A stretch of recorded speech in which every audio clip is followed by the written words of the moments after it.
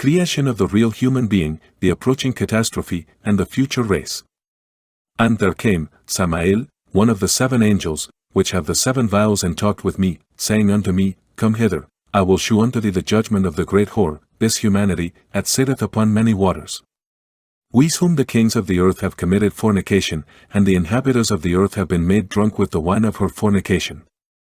So he carried me away in the spirit into the wilderness, and I saw a woman sit upon a scarlet-colored beast, the great beast whose number is 666, full of names of blasphemy, having 7 heads and 10 horns. The 7 heads of the beast are the 7 capital sins. The 10 horns signify that this beast ascends and will tumble into the abyss. And the woman, the great whore, humanity, was arrayed in purple and scarlet color. This is how this humanity is symbolized in the internal worlds, and decked with gold and precious stones and pearls, having a golden cup in her hand full of abominations and filthiness of her fornication. And upon her forehead was a name written, Mystery, Babylon the Great, the mother of harlots and abominations of the earth. And I saw the woman drunken with the blood of the saints, and with the blood of the martyrs of Jesus, and when I saw her, I wondered with great admiration. And the angel said unto me, Wherefore didst thou marvel? He will tell thee the mystery of the woman, and of the beast that carrieth her, which hath the 7 heads and 10 horns. The beast that thou sawest was, and is not, and shall ascend out of the bottomless pit, and go into perdition, and they that dwell on the earth shall wonder, whose names were not written in the book of life from the foundation of the world, when they behold the beast that was, and is not, and yet is.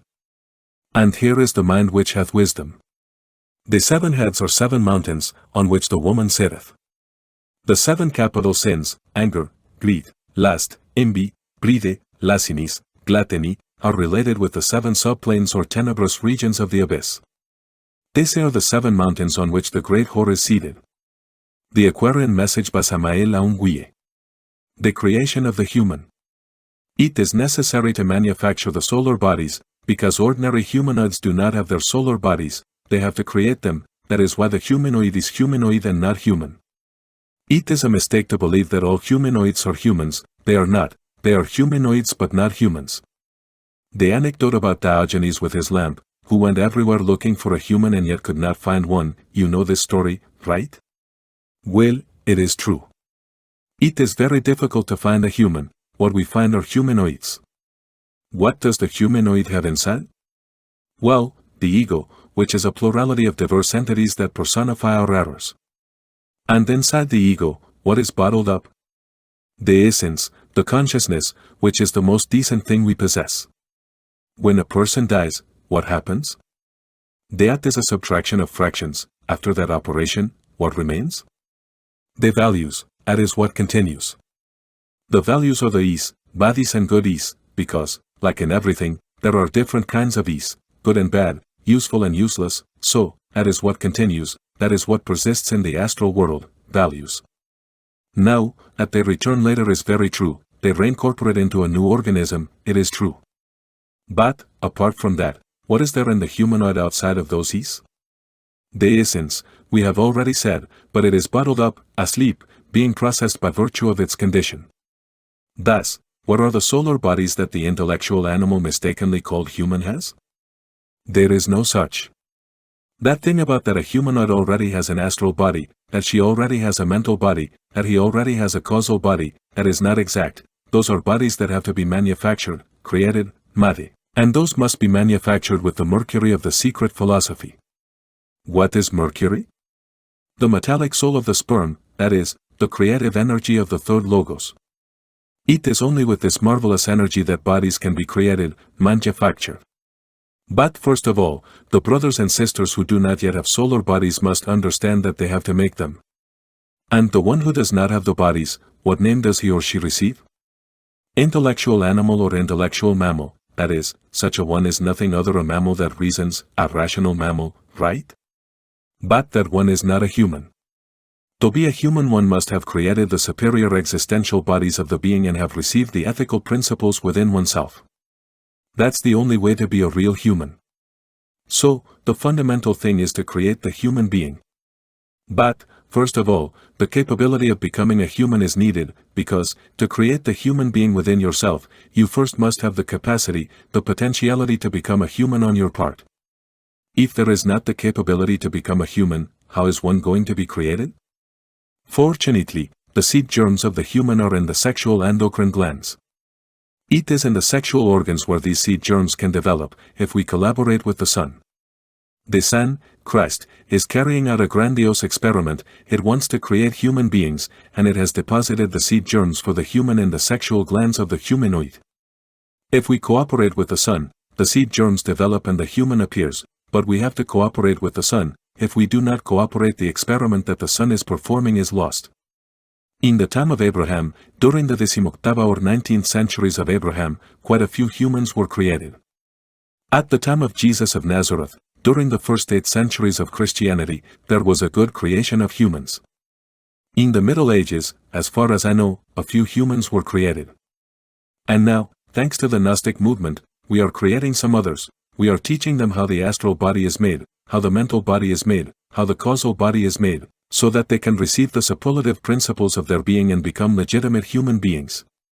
Our specific mission is to create humans. That is the specific mission that we have, to create humans. That the humanoids believe themselves to be humans, that they feel like humans, that they presume to be such, that they arrogate that title, usurp it, well. That is absurd, because they are not humans yet. They are like the chrysalises. Inside chrysalises butterflies are formed. A chrysalis can develop, escape and fly. Thus, the humanoid is like a chrysalis. Within it there is the possibility of forming a human, but it is only a possibility that can develop or be lost, and normally, it is lost. It can be said that the Son is performing a rehearsal, and in each root race it performs this rehearsal. This experiment of the Aryan root race has been very poor. The Son has been able to create only very few humans, very few. The cataclysm and the future race. Disciple, Master, speaking about the root races, in the books there is mention of the first 5 root races, and a little about the last one, but nothing is said about the 6th. Samael Aun Weor, the 6th root race is the future one, but after the catastrophe that we are awaiting for, which will come from one moment to another. Disciple, nothing has been written. Now it has been said how it is formed, but it is not described because that root race has not yet arrived. Samael Aun Weor, I am going to tell you, the great catastrophe is coming, a terrifying cataclysm is at the door.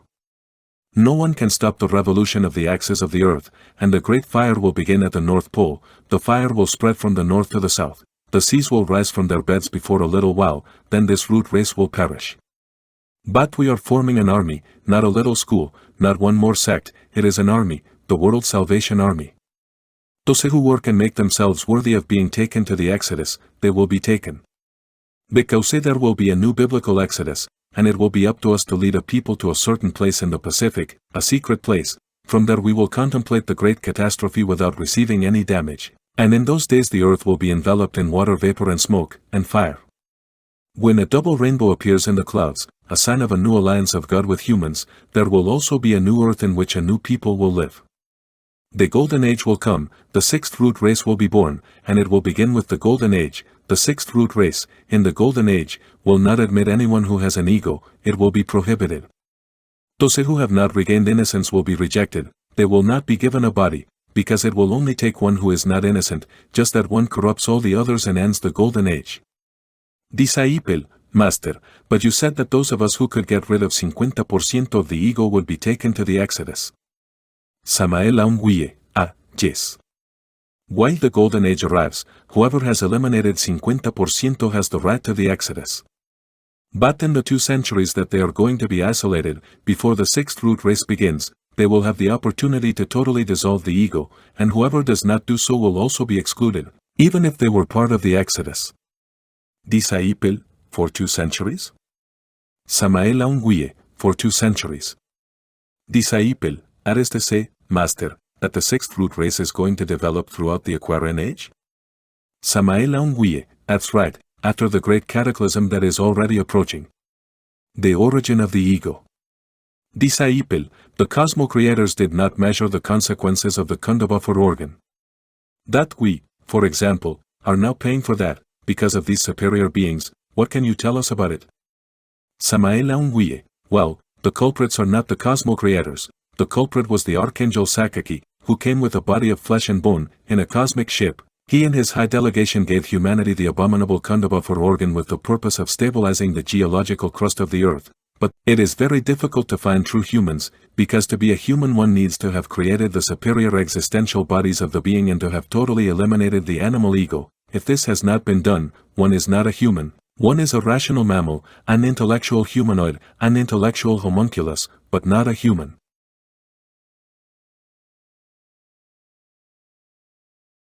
Apocalyptic Nemesis. I want you to understand the critical moment in which we live. I want you to march with determined steps on the path of the razor's edge. Remember that our motto and axiom is thelema, willpower. The Apocalypse of St. John says, "And I beheld when he had opened the sixth seal, and, lo, there was a great earthquake, and the sun became black as sackcloth of hair, and the moon became as blood. And the stars of heaven fell unto the earth, even as a fig tree casteth her untimely figs, when she is shaken of a mighty wind. And the heaven departed as a scroll when it is rolled together, and every mountain and island were moved out of their places. And the kings of the earth, and the great men, and the rich men, and the chief captains, and the mighty men, and every bondman, and every free man, hid themselves in the dens and in the rocks of the mountains, and said to the mountains and rocks, Fall on us, and hide us from the face of him that sitteth on the throne, and from the wrath of the Lamb, for the great day of his wrath is come, and who shall be able to stand?" Revelation 6 verses 12 to 17. It so happened that one day, my dear brothers and sisters, finding myself outside the physical body, in a state of nirvikalpa samadhi, I had to put myself in transcendental mystical contact with the third aspect of Mahakundalini, Proserpina, Hecate, Kotlikyu, the blessed goddess Mother Death, terror of love and law. Then she took the floor and said, "Everything is already lost. The evil in the world is so great that it has already reached heaven. Babylon the Great, the mother of all the fornications and abominations of the earth, will be destroyed, and of all that perverse civilization of vipers not one stone will remain upon another." "O mother of mine," I replied, "then we are facing a dead-end alley." After a few minutes of imposing silence, the beloved exclaimed, "Do you want to make a deal with me?" "Yes, yes, yes," was my answer. "Then you open the dead-end alley, and I will kill them." Such were her words. Now it is clear that the business is up and running. While we deliver the message for the new Aquarian age, she eliminates them. The word of the Divine Mother Nature is always fulfilled. It is worth recalling with some emphasis the 1,000,000 deaths in Pakistan in 1970 and the 70,000 deaths from the earthquake in Peru in the same year. Scientists from Columbia University have publicly reported that there is a gigantic crack in the different oceans, resulting from the various telluric activities of recent years. They are at least 90,000 kilometers long, with an average width of 40 and an average depth of 2.5. The rift runs from the Atlantic to the Indian Ocean and from the Antarctic to the Arctic. It borders the American continent as well as the Asian one, remaining in the center of the enormous ring of submarine faults throughout the Pacific Ocean. It is obvious and manifest, my dear Gnostic brothers and sisters, that the tremendous submarine cracks, lines mentioned above, have their fundamental base in the Antarctic ice cap, near the South Pole. It is too curious that, precisely there, hot waters have been found surrounded by polar ice, at many degrees below zero. That the cracking leaves Antarctica and travels to very close to Cape Horn is something that has already been duly verified. The subsequent fork into two branches is extremely interesting, one that heads east and the other that gets lost in the west. We have been informed, opportunely, that the cracking of the Pacific Ocean follows a sinuous trajectory along the American continent, passing through Chile, Peru, Ecuador, Nicaragua, El Salvador, Guatemala, Oaxaca and Guerrero, in Mexico, Gulf of California, in the United States, Vancouver, in Canada, and Alaska. We have been told that in Alaska such a rift breaks off entirely to follow along the famous Aleutian Islands, and that a branch runs through all of Alaska. The earthquakes in Fairbanks, which is in the center of the peninsula, have been very special, such as the one that occurred in March 1964. It has been clearly explained to us, and that is something we are grateful for, that the already proven branch of the Aleutian Islands goes to Tokyo, Japan, touching the islands of Sapporo, Hokkaido, Kawa, Yurukawa, Kabaiwa, and others. It has been clearly taught to us that 2 branch lines depart from Japan to Hawaii. But the main crack continues towards the Philippines, New Zealand, from where it returns to its original starting point, the mysterious Antarctica, thus closing, my dear Gnostic brothers and sisters, a terrible and dangerous circle, with completely apocalyptic characteristics. It is good that you carefully write down all these details. It is necessary that you understand, that you become aware of what this means. Let's talk a little more now. Let's talk about the cracking of the Atlantic. I beg everyone to pay maximum attention. We can be absolutely sure that the rifting of the Atlantic has its foundations in the Norwegian Sea. That, on its way it passes in front of Spain, Portugal, and part of Africa, is something that should not surprise us in any way. We are very sure that such cracking is coming to an end near the Portuguese Guinea. Eastern Branch, the extraordinary crack that heads towards the east of the world, is born, as has already been said, in the mysterious Antarctica and passes in front of the Cape of Good Hope, Madagascar, and the Arabian Sea to end in the Indian Sea. Any analytical, judicious study made on this system of cracks comes to show us, clearly and evidently, that the maximum danger is found in the Pacific. There is not the slightest doubt that the crack in the Pacific will very soon originate frightful world cataclysms.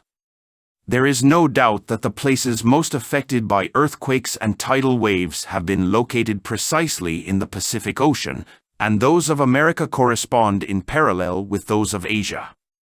For example, the Aleutians form, by themselves, a line approximately at the 50th parallel north, Japan, almost the same parallel as San Francisco, California.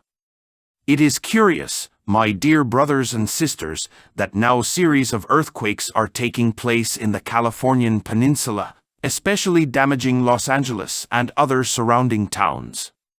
Formosa, Hawaii, and the Gulf of California are on the Tropic of Cancer. The Philippines and Guatemala are on the 15th parallel south. New Zealand and the Republic of Chile are on the 40th parallel south. That there is a relationship between crack and crack is something that should in no way surprise us. It would not be strange if the huge crack that is currently endangering the entire California peninsula is closely associated with the entire Pacific crack system. The sea is the cradle and sepulchre of lands, islands, peninsulas, continents, etc., etc., etc. As strong and stable as all the different geological aspects of this world may seem, they can be totally transformed by the underwater rift system. We don't need to make assumptions. It is urgent, my dear brothers and sisters, to know that in those 9 or 10,000 kilometers of underwater cracks, in some places, the rupture has already reached the point of putting the fire inside the earth in direct contact with the water of the sea. The igneous element inside the world is currently in turbulence. Pressures and vapors increase from instant to instant. Unusual volcanic activity is intensifying throughout the planet Earth, since pressures and vapors seek the point of least resistance. It is logical, my dear brothers and sisters, that all the pressures and vapors within the world in which we live seek, as is logical, the weakest point.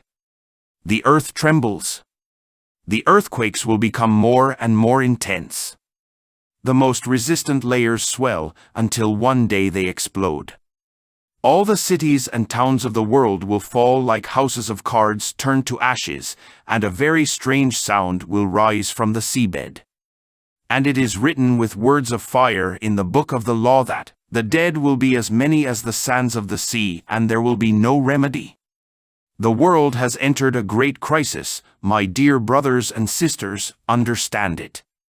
The entire Earth will be covered with steam, little by little.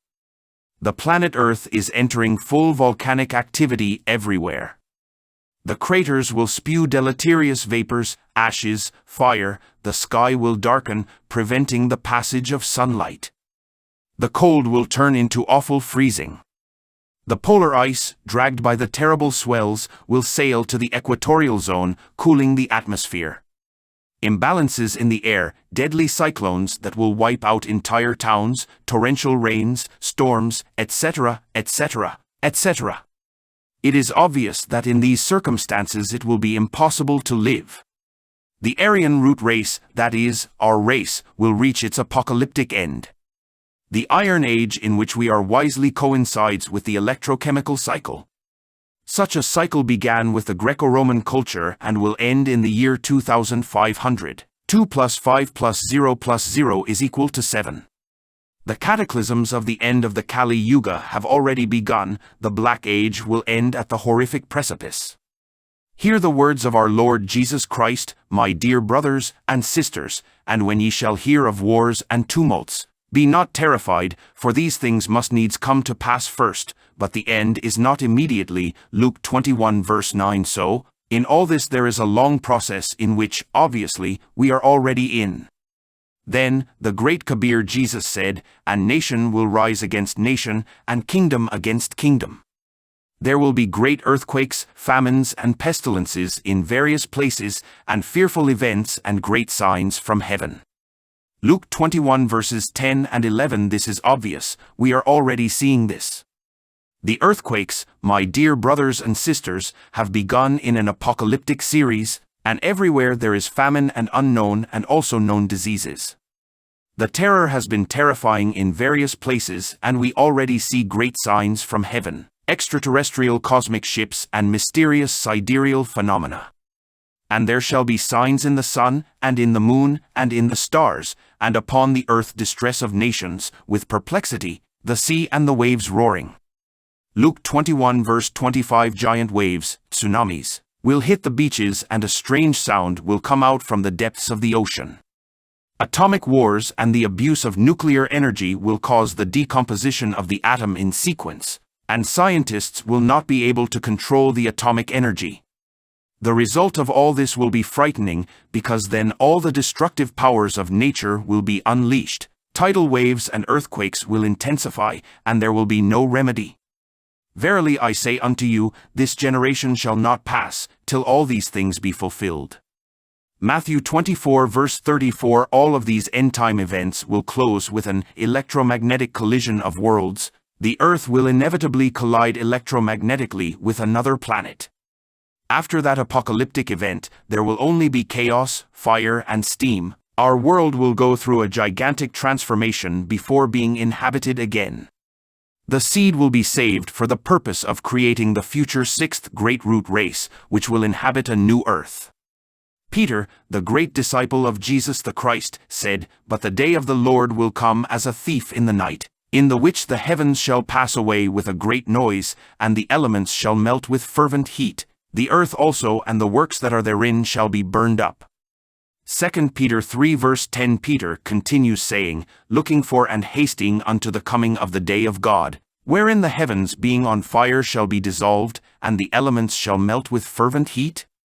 Nevertheless we, according to his promise, look for new heavens and a new earth, wherein dwelleth righteousness." 2 Peter 3 verses 12 and 13. It is obvious that such new heavens and earth will only be possible after the gigantic cataclysm that is coming. I want to refer to the electromagnetic collision of worlds, with which all world catastrophes will end. Gigantic events are happening right now. As time goes by, we will be surprised by many other events. It is necessary to know, my dear brothers and sisters, it is necessary to understand that we are also helped. It is obvious that in order to save the seed, special help is needed. Cosmic ships will come to Earth that will save the worthy, those who really deserve it. Some are already being secretly taken away.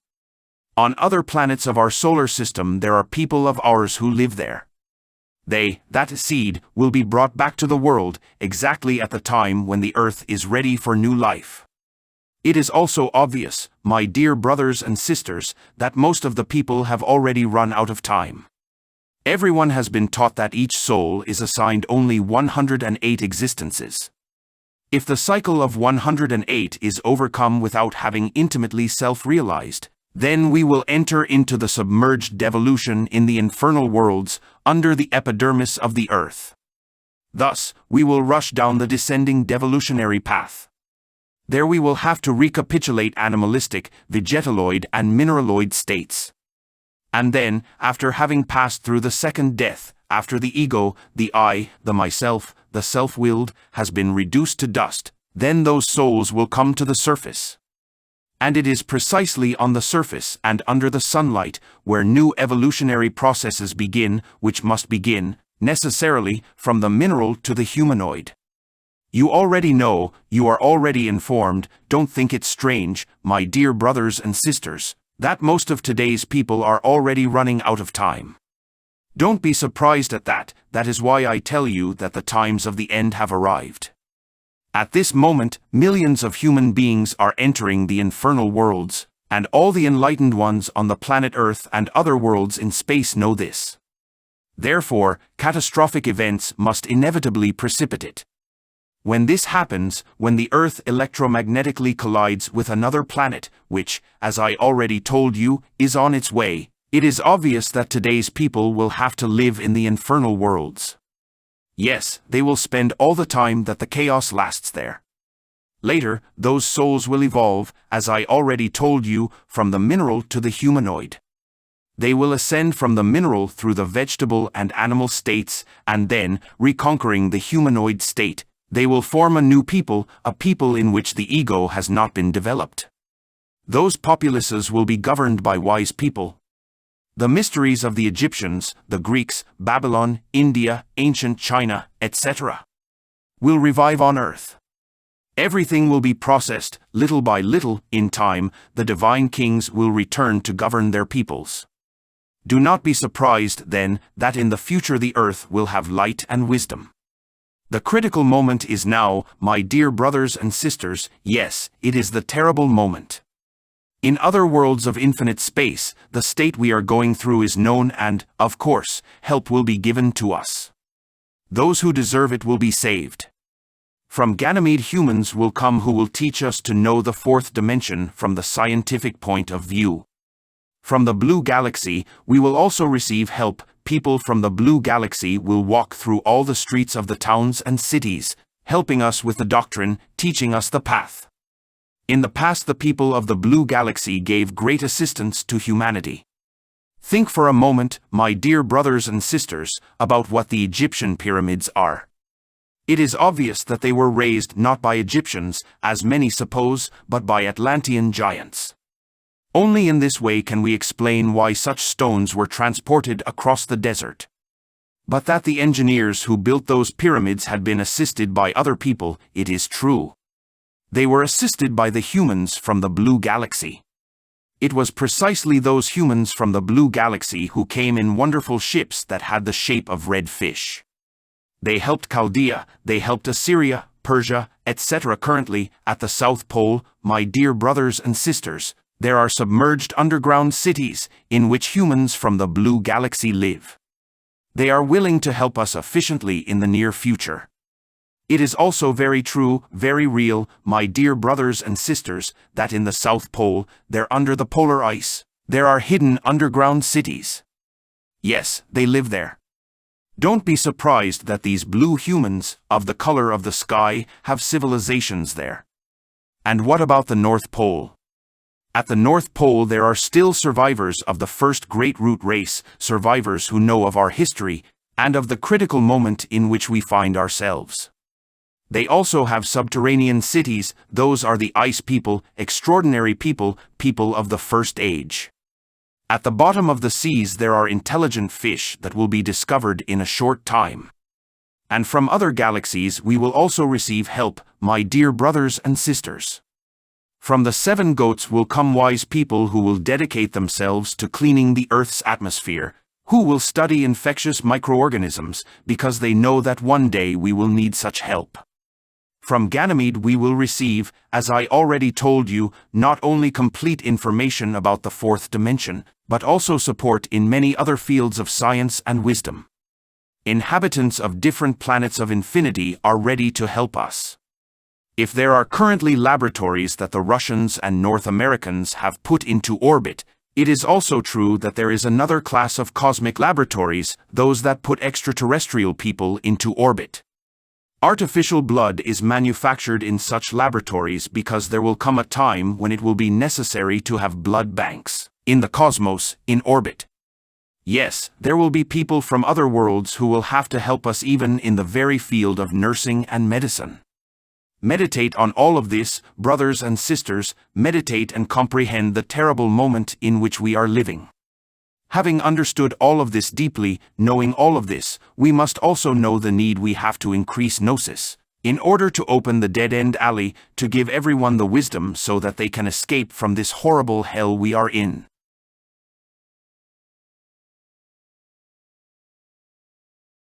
The Foundation Stone. The international Gnostic movement advances victoriously on all battlefields, and nothing and no one will be able to stop us in this luminous and triumphal march. Our movement has only one goal: to start the new Aquarian age amidst the august thunder of thought.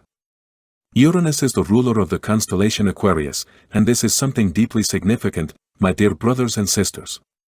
Uranus governs the sexual glands, and for this reason the Gnostic movement clearly teaches the Sahaja Methuna, sexual magic, the esoteric foundation of the new era. Uranus is, in turn, as the primitive king of the submerged Atlantis, what we could call Uranus, the primordial fire and water that determined the first lunisolar cult of the androgynous Isle. There, precisely, we find the root of Chaldean astrotheology, and for this reason Uranus, the Ahura Maya, the first Atlantean, is nothing but the first revealer of the sexual mysteries. The sacred mantra Om Mani Padme Hum is equivalent to the god Sun Moon, Phallus Uterus, in which the wonderful key to the great arcanum is found. Iopitar is the sun, the phallus, Minis or Mani is the womb, the moon, Om Mani Padme Hum, is the lotus flower with its masculine and feminine poles submerged in the birth waters of the first instant. Any teaching without the Sahaja Methuna is in fact extemporaneous for the new age of Aquarius. It is not possible to enter the great mysteries of the White Lodge without the doctrine of Uranus, the Ahura Maya, the first revealer. The Hebrew Kabbalists discover the cubic stone of Yesod precisely in the genitalia, in the creative organs, and this is transcendental. It is obvious that such a Sephirotic stone was also analyzed by the great medieval alchemists.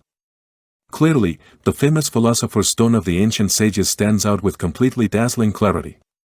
Building is essential, my dear brothers and sisters, but it must be done on the living stone, based on sex. Build means edify, erect, raise, grow, work, etc. All schools of the pseudo-occultist and pseudo-esoteric type advise an edifying and essentially dignified life, but unfortunately, they do not give the key, because they ignore it. There are many builders, people from all schools and creeds in the world are dedicated to building.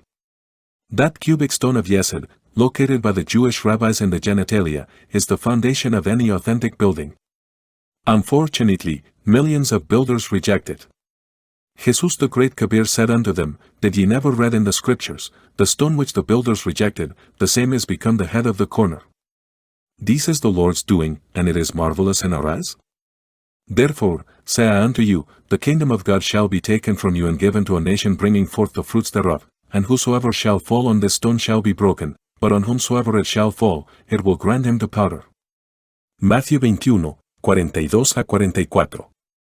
Pedro, Patar, the grand hierophant said. Wherefore also it is contained in the scripture, Behold, I lay in Zion a chief cornerstone, elect, precious, and he that believeth on him shall not be confounded.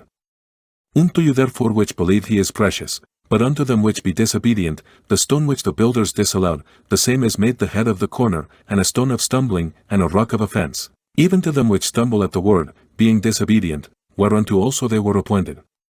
1 Peter 2, 6-8.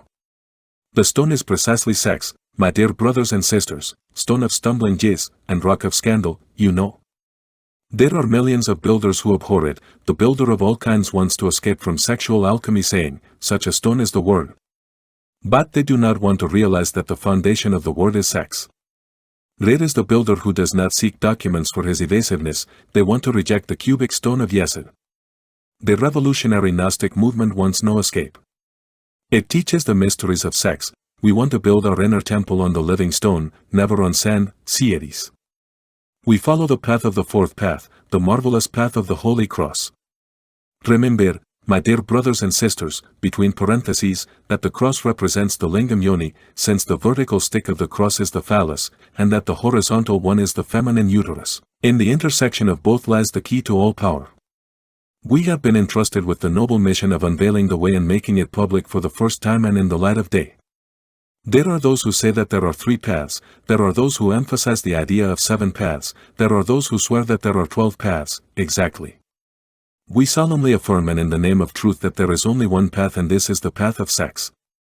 Since everything revolves around sex, it is obvious that the Gnostic movement is originating a true cultural and spiritual revolution in the entire world. Gnosis is the root of Christianity, my dear brothers and sisters, the living flame of Buddhism, the depths of the Quran, etc. Our doctrine opens the dead-end alley, so that we can take advantage of it, and so that, in truth, every person of goodwill can take advantage of it. Remember, my dear brothers and sisters, that our motto is Tolema, that is, willpower. If someone says that there is another path outside of sex, you can be sure that he is lying. There is no other way. Fortunately, we have been entrusted with the sacred mission of revealing the path. Everyone swears that they know the path, the different societies could even affirm with tears that they know the path. The path is currently known to no one in the profane world. We are going to reveal it, and that is what is interesting. Those who think they know the path are wrong. We are going to deliver, exactly, all the data that exists on the path.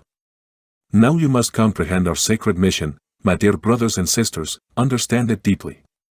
Our movement advances victoriously, and you can be sure that nothing and no one will be able to stop us in this luminous and triumphant march. The hour in which we found ourselves, my dear brothers and sisters, is truly critical in the fullest sense of the word. A transcendental vision that I had some time ago comes to mind right now. I left the physical body, dressed in the astral body, in the superior worlds of cosmic consciousness. A Guruji invited me to see the times of the end. And what I saw, really my dear brothers and sisters, was frightening, terrible in a great manner. Wars and rumors of wars everywhere, cries of terror everywhere, hospitals overflowing with people, frightful things. I walked through the streets of a gigantic city, then I found many cars and cars powered by nuclear energy, cars that floated low in space. These coincides exactly with the vision that the Sibyl of Prague had, similar, in the same way. And then, my dear brothers and sisters, I saw a hollow crystal tower that reached to the sky, a living symbol of the Tower of Babel. A crystal tower symbolizes that it can be easily broken. It is a fragile tower, as you will see later through the ages. And through that tower, ships of different kinds went up and down, rocket ships, my dear brothers and sisters, moved by atomic energy. And I saw many ticket offices where you could perfectly buy your ticket, either to the moon, to Mercury, to Venus, to the Sun, to Mars, to Jupiter, to Saturn, to any planet in the solar system. I thought to myself, this is the Tower of Babel, and it is already finished. In parentheses, I tell you that the same thing happened in Atlantis, my dear brothers and sisters. And when the Tower of Babel was completed, when one could be transported in any atomic ship to the planet of the solar system that one wanted, then came a revolution of the axis of the Earth. The seas went out of orbit and Atlantis was swallowed. As you already know, that was the universal flood. But, leaving aside that little digression, let's continue with the narration. I then, my dear brothers and sisters, asked the Guruji, what year is this, what year are we in? He answered, year 2500, 2 más 5 más 0 más 0 igual a 7. That is, the final year of the electrochemical era, the final year of Kali Yuga. And I entered, brothers and sisters, in a great laboratory, and I saw there symbolized or allegorized the great potential of terrestrial atomic energy. An enormous giant appeared lying on the ground, a living symbol of that great atomic potential. And scientists tried to extract nuclear energy from such a giant, from the brain and from the heart. They feared, however, that the giant would wake up and cause great damage. Yes, that giant, as I tell you, is asleep. They knew that he was asleep, and finally the Colossus woke up, yes, it woke up the atomic potential of all nature. The decomposition of the atom in sequence came and ended with those scientists and with the whole world. Earthquakes were precipitated, gigantic waves never seen before lashed furiously on the beaches. Horrors were heard everywhere, things impossible to describe with words were seen.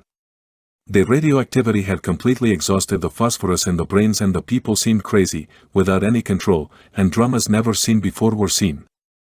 And I watched, brothers and sisters, and I felt a strange sound that came out of the deep waves of the ocean. And there, in the distance, I saw the famous red planet that scientists talk about so much. Yes, I saw it.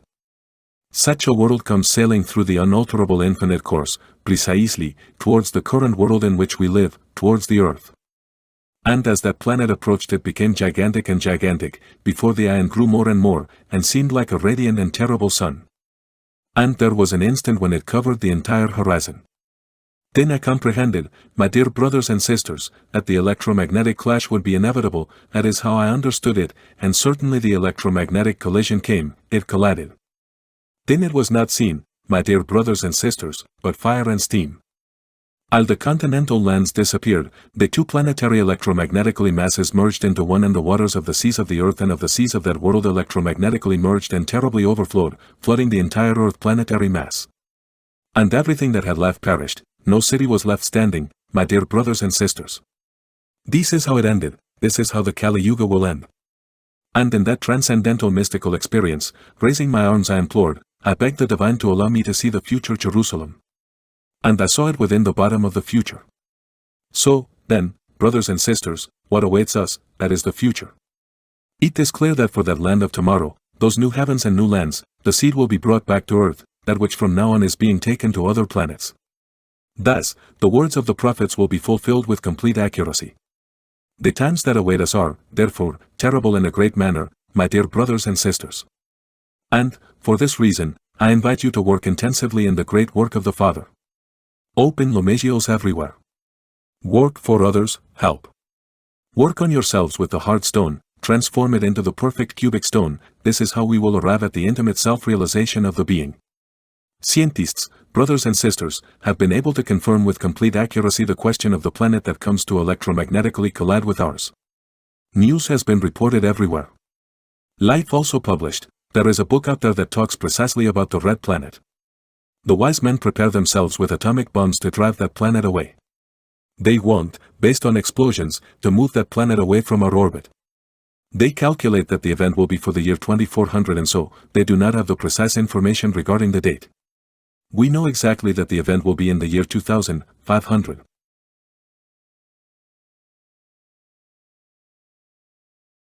Supreme Christmas Message of 1961-62. The Age of Aquarius. Much has been said about the Aquarian Age. Some are awaiting it, others assume that it began a long time ago. We go by the facts.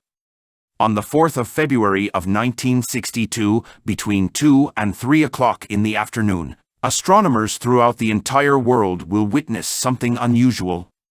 All the planets of that time will go through a conjunction of worlds. All the planets of our solar system will assemble in council under the constellation of Aquarius. Such an event only happens when a new era will follow. Therefore, facts are facts, and we must surrender before the facts. We are not making utopian affirmations. What we emphasize has been duly verified by all astronomical observatories. Therefore, it is obvious that on the aforementioned date the age of Aquarius will really be initiated, amidst the august thunder of thought. Many predict a golden age after the year 2000.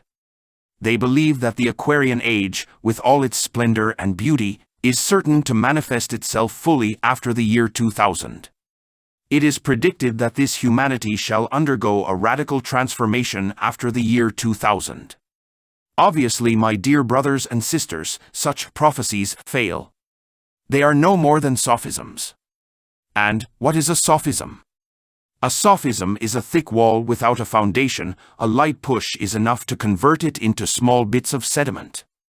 Unquestionably, it is not possible for the psychological eye of the multitudes to create a golden age. It is absurd to suppose that the collective ego could originate an age of light and beauty. Within us are the factors of discord that produce wars, egoism, hatred, violence, lust. When egoism and violence express themselves collectively, war appears on the stage of life.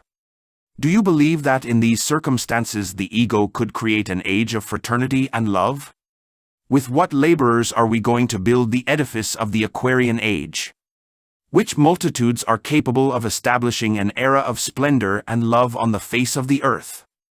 You who know people very well, that talk with your fellow men, that know what a struggle it is to earn your daily bread, that know what envy is, who have suffered and caused others to suffer, could you accept the thesis that such people with whom you live are capable of initiating an age of beauty and splendor? It is said that a tree is known by its fruits. Therefore, reflecting, sincerely and wholeheartedly, those who predict an age of beauty and splendors after the year 2000 are mistaken. In order to create, it is necessary to destroy.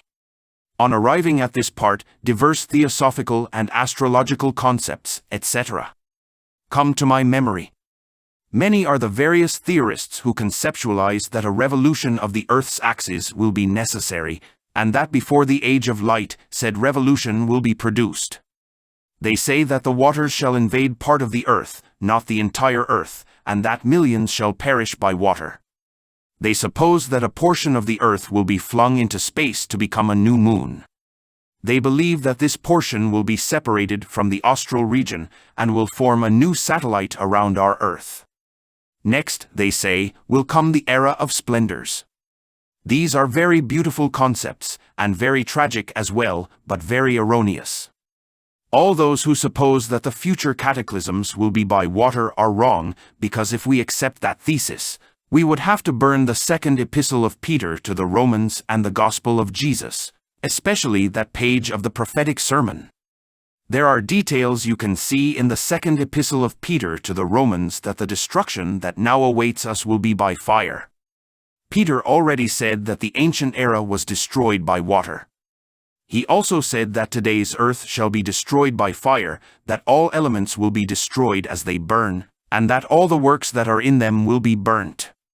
Therefore, whoever has faith that the next cataclysm will be by water is mistaken. That would be a repetition of the Atlantean tragedy. Then, what the prophet said would be undoubtedly destroyed. But it is not so. Obviously, the words of Peter will be fulfilled, and what Muhammad said will also be fulfilled, and what all the prophets said will also be fulfilled. The catastrophe that awaits our world shall be by fire. The Aztecs said that the sons of the fifth son would perish by fire and earthquakes, and the prophecy has already begun to be fulfilled. We know very well that at the bottom of the Atlantic and the Pacific there are very deep cracks, and that some are so deep that they allow the contact of the water with the fire from the interior of the earth. The result is that pressures and vapors are increasing from instant to instant. Consequently, the earth trembles everywhere. These pressures and vapors will intensify so that earthquakes will propagate worldwide. Therefore, that is the crude, factual reality that awaits us in Aquarius. Theologians do not know how to interpret this matter. They say, Aquarius is the sign of science, a sign of air, that shall conquer the infinite space, where frontiers shall end, and all will be love. Just like that, because Aquarius arrives, the entire world will transform itself? Without working? Without making any effort at all? In other words, mechanically, the one who is evil will stop being evil and become a soul of God. According to them, he will never be evil again, as if one could transform oneself mechanically, as if one did not have to struggle within to transform himself, to put an end to his psychological defects. To think such a thing is absurd. After the constellation of Aquarius comes Leo, which is the constellation of love, the one that gives the scepters to kings and creates fraternity. All this is very fine, but if they knew the crude reality of things, they would know that Leo is none other than the constellation of fire. What does this mean? That all this will be consumed by fire. The lion will finish it all. The lion of the law will not leave anything alive, and all this will be converted into ashes. Nothing of this great Babylon will be left. Beloved, I wish thee a happy Christmas. May the star of Bethlehem shine on thy path. May thy Father who is in secret, and thy divine and adorable Mother Kundalini bless thy own being. Prophecies, 3 Paths, 4th Way, and Becoming an Elemental Buddha. Prophecies of Melchizedek. Some years ago, the king of the world, Melchizedek, who currently lives, as we already know, in Agartha, made some prophecies in Tibet that are being fulfilled. He said that the crescent moon, referring to the Arab peoples, would be destroyed, that the Arab tribes would end up fighting each other. We are beginning to see that. We already saw how the Palestinians, who are Arab Palestinian revolutionaries, some time ago had battles with the Jordanians, who are also Arabs. We have already seen how now, armed to the teeth, all the Arab peoples launched themselves against Israel, and unfortunately, they were defeated again. The Arab issue is currently worrying the world due to vested interests. The rich oil deposits are currently a matter of dispute between the United States and the Soviet Union. It is known that oil wells are running out all over the world.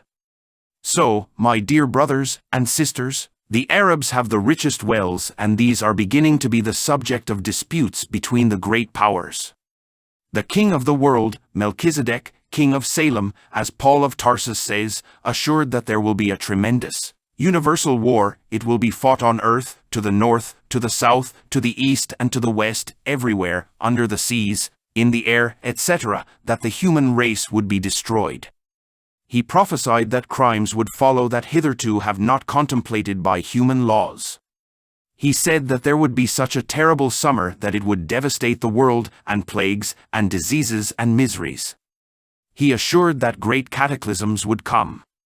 He also said that of every 10,000 men, or that of every 10,000 people, at the most, one could be saved from perishing, but that the few that could be saved would destroy each other, that the rare survivors would be as incapable of raising a hut as of looking for food, that they would end up protesting against God, against divinity. The king of the world also clearly assured that in the last hour he would send a people that the people do not even suspect, that nobody knows, that this people would be called to initiate a new order on the face of the earth. Prophecies of Nostradamus. If we study Nostradamus, we can see that this man makes prophecies that have been fulfilled and will continue to be fulfilled. He prophesied the Second World War and the First, except for one letter. He almost gives the exact name of Hitler. Everything that happened in the Second Great War, what happened, was predicted by that great sage.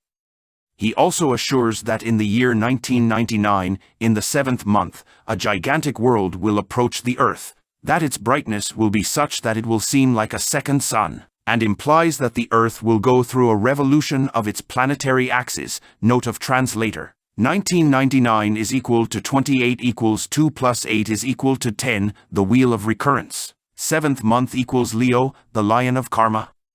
The great translation will be made, and it will be such that one will think the gravity of the earth has lost its natural movement, and that it is to be plunged into the abyss of perpetual darkness. There will be omens, and thereafter extreme changes, reversals of realms, and mighty earthquakes. It will last for only 73 years, 7 plus 3 is equal to 10, and 7 months, 7 seals.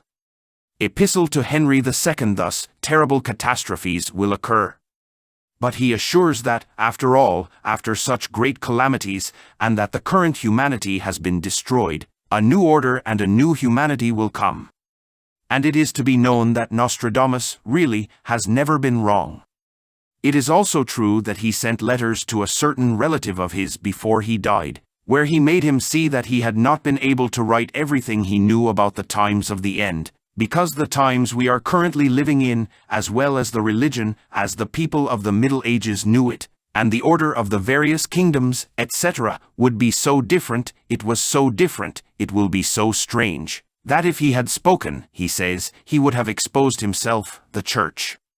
And the governments would not have liked it. And that is why he emphasized that he saw the need to keep silent, to have to remain silent, but that he was leaving a written work, a book, with everything that would happen for the times of the end, that he was going to leave that book hidden under a monument, And that in the last days, a child would discover that book, which would be kept in a box, but that by opening that box, the child would be injured and would die as a result of that wound, but that such a book contained, in itself, everything that would happen, in detail, for the times of the end. So that Michael de Nostradamus was not ignorant of anything that is currently happening, nor the events that are to come. In these instances, then, we are faced with the dilemma of to be or not to be of philosophy. Either we resolve to self-realize ourselves, or we do not. The path to liberation from suffering arriving at this part, many might ask us what is the way? Where is the path? My dear brothers and sisters, it is necessary that all of us, judiciously, try to understand the path. There are schools that emphasize the idea that there are 12 paths, which are correlated with the 12 zodiacal constellations. There are institutions that assume that there are 7 paths. We need to analyze and know what the path is. Especially to our aspiring brothers and sisters, because, to be Gnostic instructors, they must become aware of the path. But understand it, because it would not be possible to make us aware of something we do not understand. Analysis, reflection is needed. Only then can we understand. So, I want us to take this matter of the path very seriously. Jesus the Christ, who has been the greatest instructor of recent times, did not say that there were several paths. Those of us who have thoroughly studied both the 4 Gospels and the so-called Apocrypha, which really have nothing to do with Apocrypha, have been able to show, verify, that in none of his teachings are there several paths. The 3 paths become the 4th way when we investigate Gurdjieff and his disciple, Ouspensky, or Mr. Collins, or Dr. Nickel, true exegetes of the 4th path. We can show that, really, they only accept a single path. Gurdjieff says that there are 4, but if we analyze the 4, they are all reduced to 1. The first would be, then, the path of the fakir, according to Gurdjieff. And he even assures that in the East he met a fakir who for 30 years had been standing at the doors of a temple, supported only on the tips of his toes and on the tips of his fingers. He had 30 years in that position. His disciples picked him up, carried him to the river, bathed him, fed him, and put him back in his place at the gates of the temple. This kind of fakir makes terrible superhuman efforts.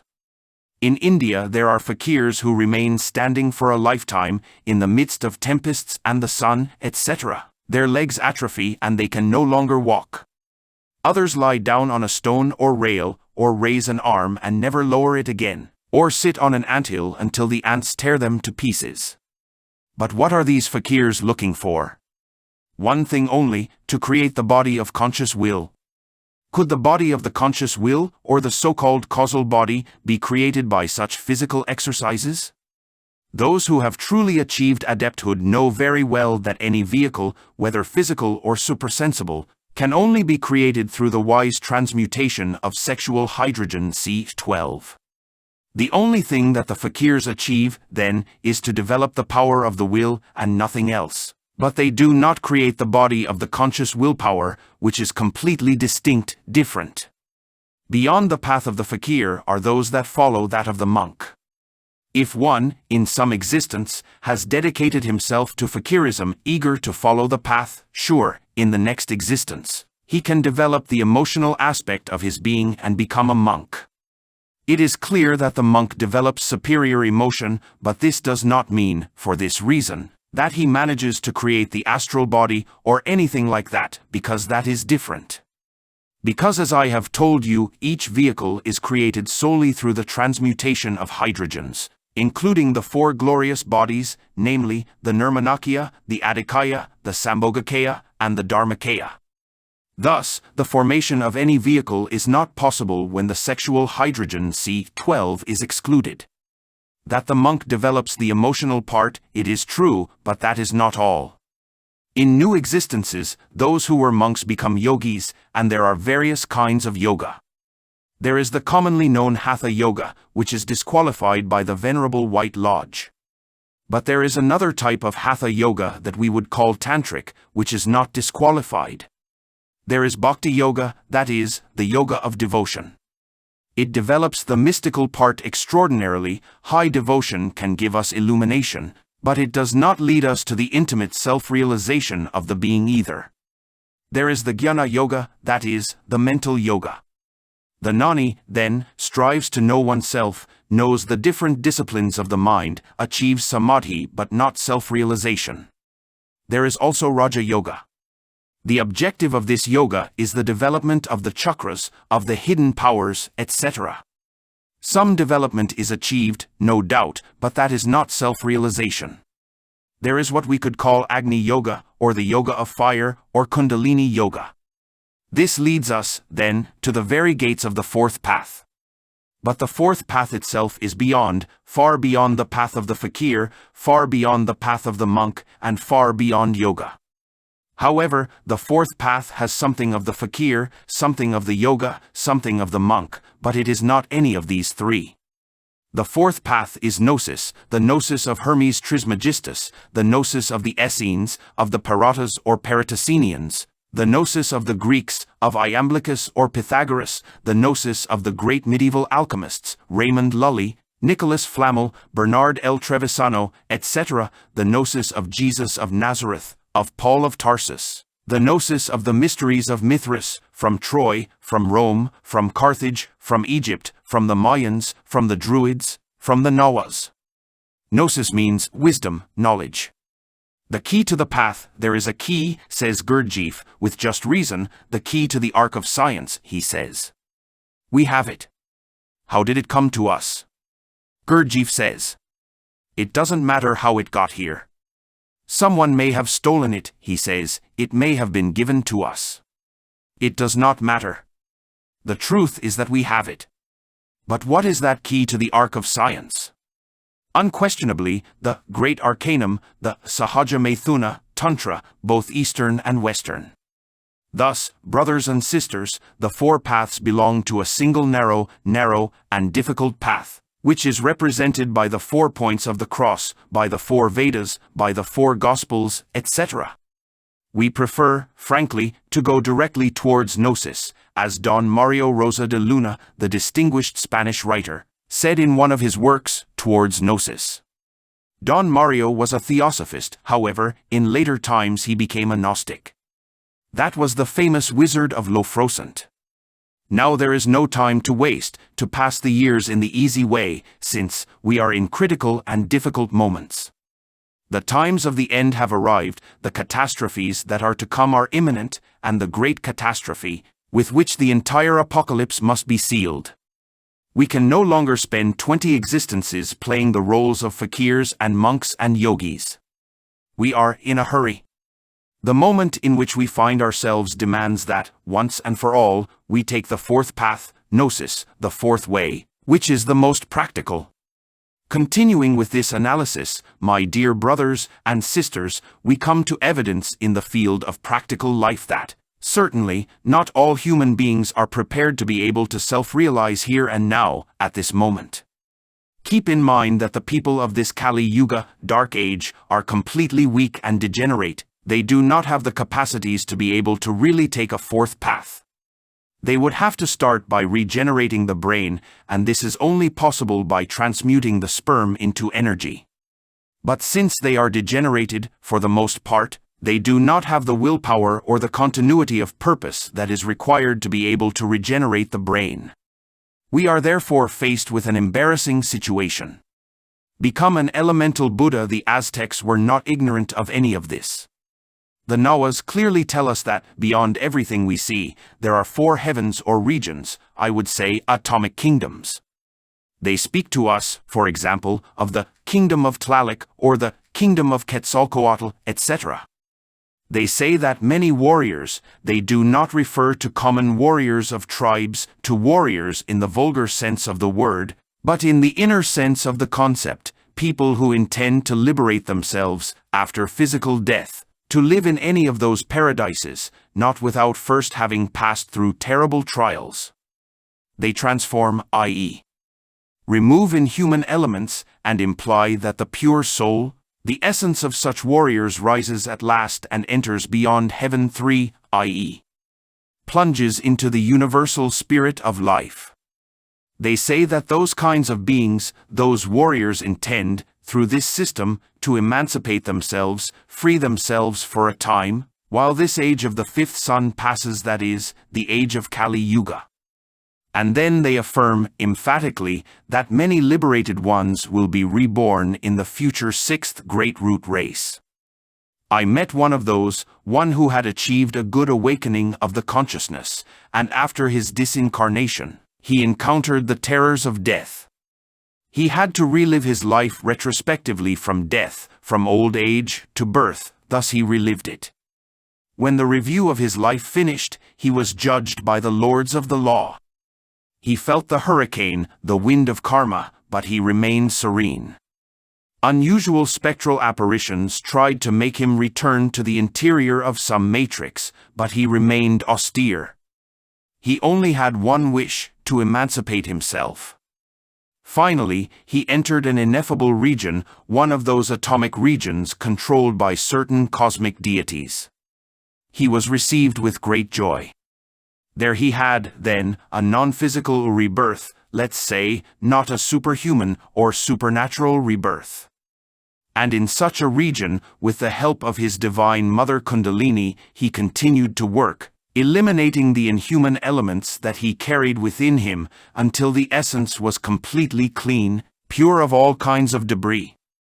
From the physical world, the priests sent him his help. When he tried to return to the world of dense forms, he heard the voice of the initiates who told him, "Get away, get away, get away."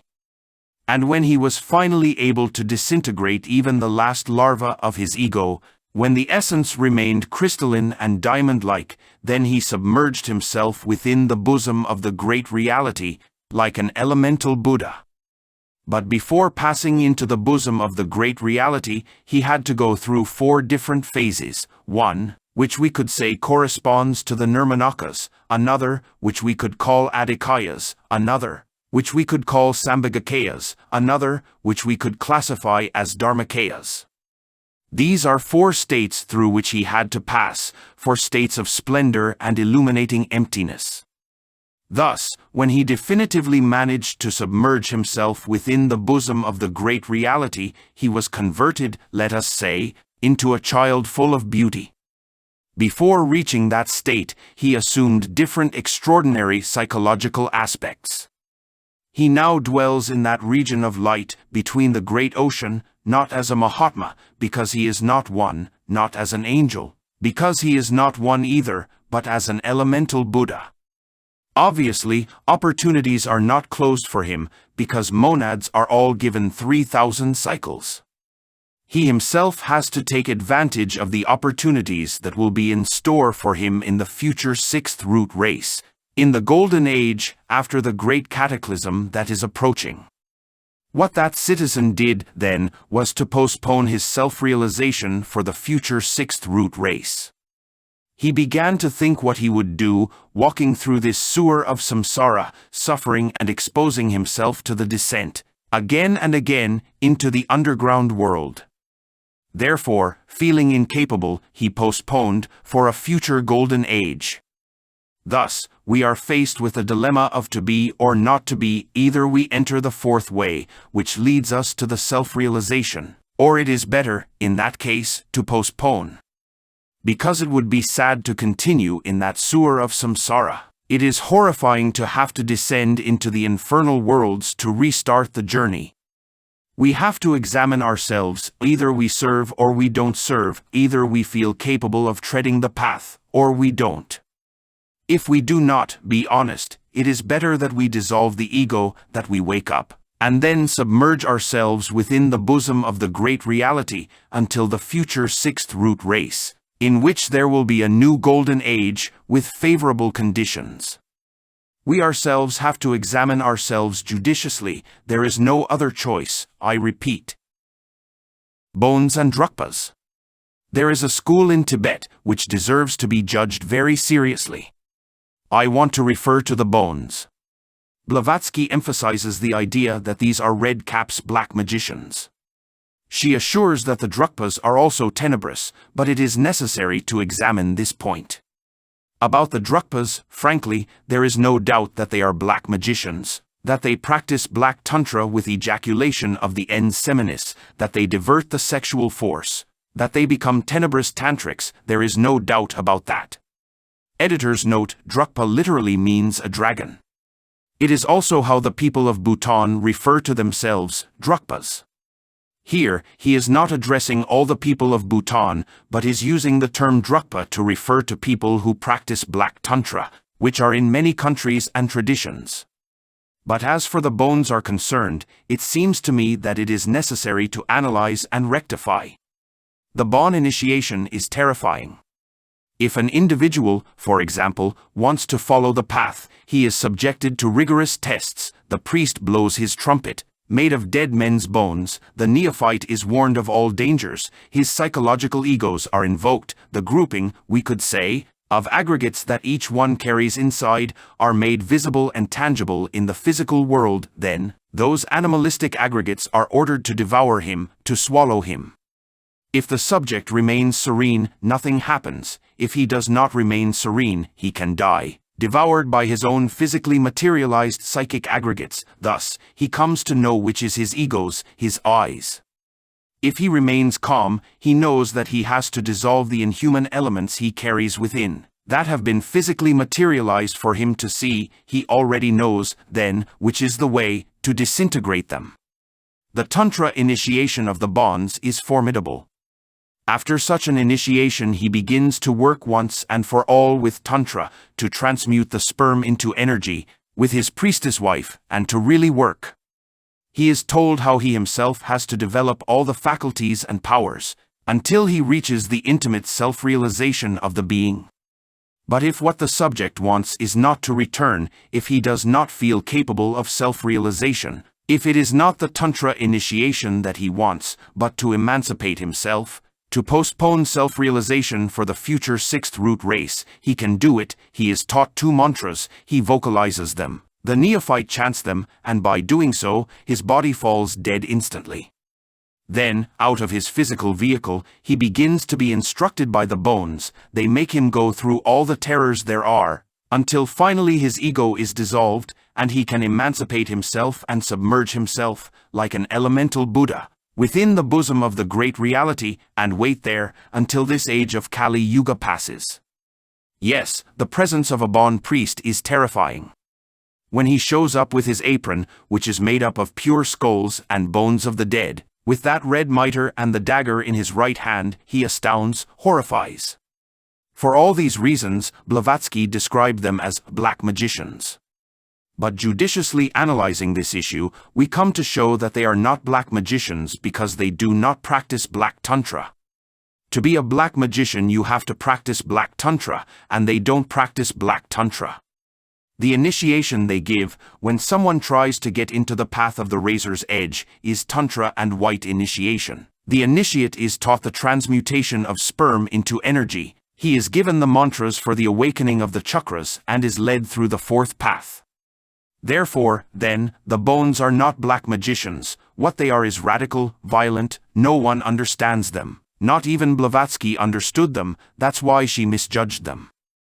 I don't doubt much about the Drukpas. They do teach black tantra. It seems to me, then, that with respect to the bones, we have to rectify the spiral path and the straight path. We are faced with the dilemma of to be or not to be of philosophy. Now, there are some who can work on the 4th path and reach the 5th initiation of fire, that is, they become adepts. They enter the hidden brotherhood. Whoever reaches the 5th initiation finds oneself before 2 paths. But that is when one reaches the 5th initiation. One is the direct path, which takes us to the sacred absolute sun, and even beyond, to the absolute unmanifested Saturday. The other, the spiral path, that of the nirvanis, subjects who are immersed in the bliss of nirvana. The first, those of the direct, renounce nirvana for love of humanity. The latter do not renounce nirvana. They submerge themselves in it. They only take physicality on very rare occasions. They live in a state of inconceivable happiness, beyond good and evil. When they take physicality, they take a step forward and plunge back into nirvana forever. Thus, it is more their happiness and very little their pain. Thus they can reach the absolute in some future Mahamanvantara. However, in order for them to reach the absolute, they have to pass through many, many Mahamanvantaras, perhaps thousands or millions of them, because since they live there in happiness, they have no urge to reach the absolute, they are happy, and that's all. In alchemy, the two pathways are given two names. The direct path is called the dry path, the spiral path is called the wet path. The alchemists assure that, to carry out the work in the direct path, that is, in the dry path, 8 days are spent 8 days. The same alchemists, great masters of the Hermetic art, say that, to carry out the great work in the wet path, 18 months are spent. Of course, we are talking about symbolic numbers. Those 8 days are really 8 years that refer to the individual who does the great work.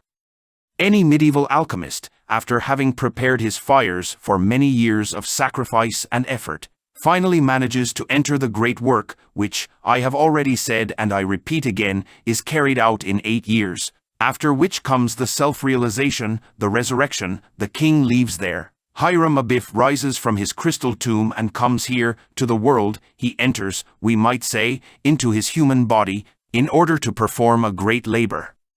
About the Nirvanis, it is said that in 18 months they carry out the work. If we examine that number Kabbalistically, we see the number 9 repeated twice. It means that they will always be in contact, over and over again, with the 9th sphere, intervals, for millions of years, that is, through successive Mahamanvantaras. Behold, then, the alchemist and Kabbalist way of speaking. We are, then, before the dilemma of to be or not to be of philosophy. We have shown the way, we have shown that there is an emancipation for those who do not want self-realization, that is, postponement, many have postponed. We have said that, of those who enter the path, upon reaching the 5th initiation of fire, they find themselves before the spiral or the direct one, that is, speaking as alchemists, before the wet path or the dry path. Creation, Genesis. If we carefully examine self-realization, then, we see that on the path we have to work with the creative energy of the third logos, with that marvelous sexual force that brought us into existence. So, in no way would it be possible to create the higher existential bodies of the being based on pure theories, or preconceptions, or rich erudition, or with merely physical exercises, as those of Hatha Yoga, or those carried out by the various fakirs. Because if it's about creating, we have to appeal to that same force with which the logos created. Just as the universe, everything, has a chaos from where it emanated, from where it came out, so also the microcosm human has a chaos in him, and this is the sacred sperm. That metallic chaos, where all the elements are in disorder, is a chaos very similar to the one that exists in space, before a solar system is born, before a world sprouts. And just as the Logos architect created among the chaos, separating the upper waters from the lower waters, he created an order where there was disorder, so too we, with that chaos that exists in the microcosm, because as above, so below, we can repeat in a small way what the Creator does in a big way, work with the same forces as the Creator, with those same natural forces. It is obvious that the higher and the lower are correlated. There are two logoi, the one of the macrocosm with his chaos, and the other, that of the microcosm human with his chaos. How did the demiurge architect work? How did he manage the laws that brought the universe into existence? In the same way, if we want to create the inner universe within ourselves, we have to use the same creative technique. This is how we come, then, to know how the Creator created the universe. By working on ourselves, we come to handle the laws that the Creator handled when He created the macrocosm. Let us imagine, for a moment, infinite space, and we will see how the Logos creates. By creating within ourselves, in our metallic chaos, what we do is amplify the creation of the Logos. We get a field of space, we could say, figuratively speaking, to project a creation onto it. That is to say, we come to do, in that field, what the Logos did in the entire immense space. We project like this, we expand in that way the creation of the Logos, that creation becomes profound, and it becomes more profound because we come to create within ourselves, we come to give life to an interior, Microcosmic universe, we come to complete the work of the Creator within ourselves, turning ourselves into gods. We come to be the non plus ultra of the creation of the Logos. In the end, he comes to see the outcome of his work amplified by ourselves. So, in this form, we have to imitate the Creator. Some years ago, I was tremendously instructed on this point. I saw myself at the dawn of the Mahamanvantara. I revived something that had lived during the dawn. I saw myself with my Valkyrie, and not with, shall we say, an earthly priestess, no, but with my Valkyrie, my salamander woman. And what is the salamander woman? Well, the soul spirit of oneself, the spiritual wife, the Shulamite of the wise Solomon, the one to whom he sang in his wonderful song entitled The Song of Songs. She is the inner wife that each one of us carries inside. I saw myself, then, at the dawn, as one of those from the army of the Word. So, I worked with her, we serve, we might say, as cosmocrators. She caused to rise, that is to say, in herself, the superior water, separating it from the lower or chaotic water, and thus, this is how she put the water, and I put the fire. Then that water charged by the fire was fertilized. Then, that type of water charged, fertilized by fire, fell into the chaos again, and then something extraordinary was formed. That is, a new type of chaos, from which the seedbed of life sprouted. And just as we proceeded, likewise all the cosmocrators proceeded. And this is how the universe emerged at the dawn, after the deep night of the Pralaya.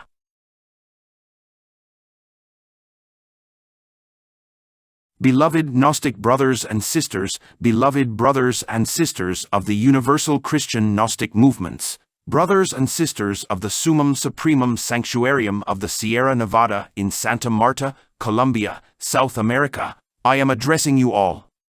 I want you to understand the critical moment in which we live. I want you to march with decisive steps on the path of the razor's edge. Remember that our motto or maxim is thelema, willpower. As the Apocalypse or Revelation of St. John, chapter 6:12-17 states, "And I beheld when he had opened the sixth seal, and, lo, there was a great earthquake, and the sun became black as sackcloth of hair, and the moon became as blood, and the stars of heaven fell unto the earth, even as a fig tree casteth her untimely figs, when she is shaken of a mighty wind. And the heaven departed as a scroll when it is rolled together, and every mountain and island were moved out of their places. And the kings of the earth, and the great men, and the rich men, and the chief captains, and the mighty men, and every bondman, and every free man, hid themselves in the dens and in the rocks of the mountains, and said to the mountains and rocks, Fall on us, and hide us from the face of him that sitteth on the throne, and from the wrath of the Lamb, for the great day of his wrath is come. And who shall be able to stand?" My beloved brothers and sisters, one day while I was out of my physical body in the state of Nirvikalpa Samadhi, I placed myself in transcendental mystical contact with the third aspect of Mahakundalini, Proserpine, Hecate, Kotlikyu, the Blessed Mother Death, terror of love and law. Then, she took the floor in order to say, already everything is lost. The evil of the world is so great that it even reached the heavens. Therefore, Babylon the Great, mother of all types of fornications and abominations of the earth, will be destroyed, and from this perverse civilization of vipers nothing will remain, not even one stone upon another. I answered, O mother of mine, then we are facing a dead-end alley. Some minutes of an imposing silence transpired, and the adorable one exclaimed, Do you want to make a business deal with me? My answer was, Yes, yes, yes. It's agreed upon then. You open up the dead-end alley and I will kill them. Such were her final words. Now it is clear that this business deal must be underway. So while we deliver the message for the new Aquarian era, she will terminate all of them. The word of the Divine Mother Nature is always accomplished. It is not irrelevant to mention with certain emphasis the million who died in Pakistan in the year 1970, or the 70,000 who died from an earthquake in Peru during that same year. Scientists from Columbia University have publicly informed us that a gigantic fault exists along the bottom of various oceans, which was the cause of diverse telluric activities of past years. Such oceanic faults form a fissure about 90,000 kilometers in length, with a middle width of 40 kilometers and an average profundity of 2.5 kilometers. Scientific information states that these oceanic faults stretch from the Atlantic Ocean to the Indian Ocean, and from the Antarctic Ocean to the Arctic Ocean. These faults surround the American continent as well as the Asiatic continent, thus leaving in the center of such a frightening ring of marine faults the entire Pacific Ocean. Beloved Gnostic brothers and sisters of mine, it is evident and manifest that these tremendous marine faults cited above have their fundamental base in the Antarctic polar cap, close to the South Pole. It is extremely intriguing that hot waters have been found precisely there, hot water that is surrounded by the polar ice that is many degrees below zero. It is a fact that these oceanic cracks depart from Antarctica and continue on very close to Cape Horn, where they diverge into two principal fissures, one that goes towards the east and the other which goes towards the west. Opportunely, it has been informed to us that the Pacific Ocean's fissure follows a very sinuous trajectory, almost bordering the American continent along the coastlines of Chile, Peru, Ecuador, Nicaragua, El Salvador, Guatemala, Oaxaca and Guerrero, Mexico, the Californian Gulf and Seattle, Washington in the U.S., Vancouver, Canada and Alaska. This oceanic fissure splits in Alaska and continues its course along the Aleutian Islands. Another crack seems to pass through Alaska. The earthquakes in Fairbanks, Alaska, situated in the center of that peninsula, and the earthquakes in Taiwan have been very strong, such as the one that occurred in March 1964. It has been explained to us, and it has already been demonstrated, that the oceanic fissure of the Aleutian Islands goes towards Tokyo, Japan, dangerously touching the islands of Sapporo, Hokkaido, Oahu, Waua, Kauailoa, and some others. We have learned with complete clarity that some secondary fissures depart from Japan and go towards Hawaii. There is no doubt that the main crack goes towards the Philippines and New Zealand, and from there it returns to its point of departure situated in mysterious Antarctica. Thus, my beloved Gnostic brothers and sisters, in this way a tremendously dangerous and terrible circle of apocalyptic characteristics are closed. It is good for you to carefully take note of all of these details. It is necessary for you to comprehend, to become cognizant of what of all of this signifies. Let us now talk a little bit about the fissures along the bottom of the Atlantic Ocean. I beg you to pay very close attention to the following. We are absolutely sure that the Atlantic Fault seems to have its origin in the Norwegian Sea. The extremely enigmatic course of this Atlantic Fault passes by the coastline of Spain, Portugal, and northern Africa. This is something that should not surprise us in any way. We are absolutely sure that such an oceanic fissure ends close to the Portuguese Guinea. The fault from the east, the oceanic fissure that goes towards the eastern world starts, as already stated, in mysterious Antarctica and then passes in front of the Cape of Good Hope, Madagascar and the Arabian Sea, ending in some unknown place within the Indian Ocean. Any judicious analytic study upon this system of oceanic fissures shows us in an evident and palmary way that the most dangerous oceanic fault is in the Pacific Ocean. There is no doubt that the Pacific crack will inevitably generate tremendous world cataclysms very soon. There is not a doubt that the lands which are most punished by earthquakes and seaquakes are precisely in the Pacific Ocean, that correspond in parallel to North America, Colombia, Asia. For instance, the Aleutians are located in a line approximately in the northern 50th parallel.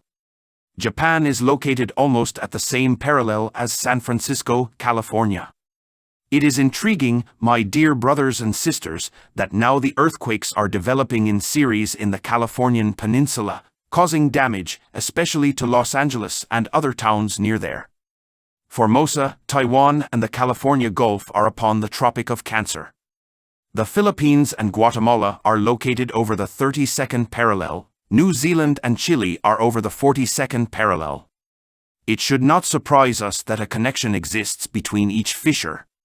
It would not be unusual that the enormous crack that places in danger, at this very moment, the whole peninsula of California, might be found intimately associated with the whole system of fissures of the Pacific Ocean. The sea is a cradle and grave of lands, islands, peninsulas, continents, etc. The different geological aspects of this world might look strong and stabilized, however they can be totally transformed by means of a submarine system of cracks. We do not need to make suppositions. It is urgent, my dear brothers and sisters, to know that along these 9 to 10,000 kilometers of submarine cracks, in some places the crack has already reached the point of putting the fire of the interior of the earth in direct contact with the water of the sea. Therefore, in these moments, the igneous element of the interior of the world is in agitation. Pressure and vapor increases from moment to moment. An unusual volcanic activity will intensify in the entire planet Earth. Obviously, in order to let loose, these pressures and vapor must look for a point of little resistance. Logically, my dear brothers and sisters, to let loose all of these pressures and vapors from the interior of this world in which we live, a search for the weakest point is performed. The earth is trembling, the earthquakes will intensify each time more and more, until the day in which the most resistant layers will explode.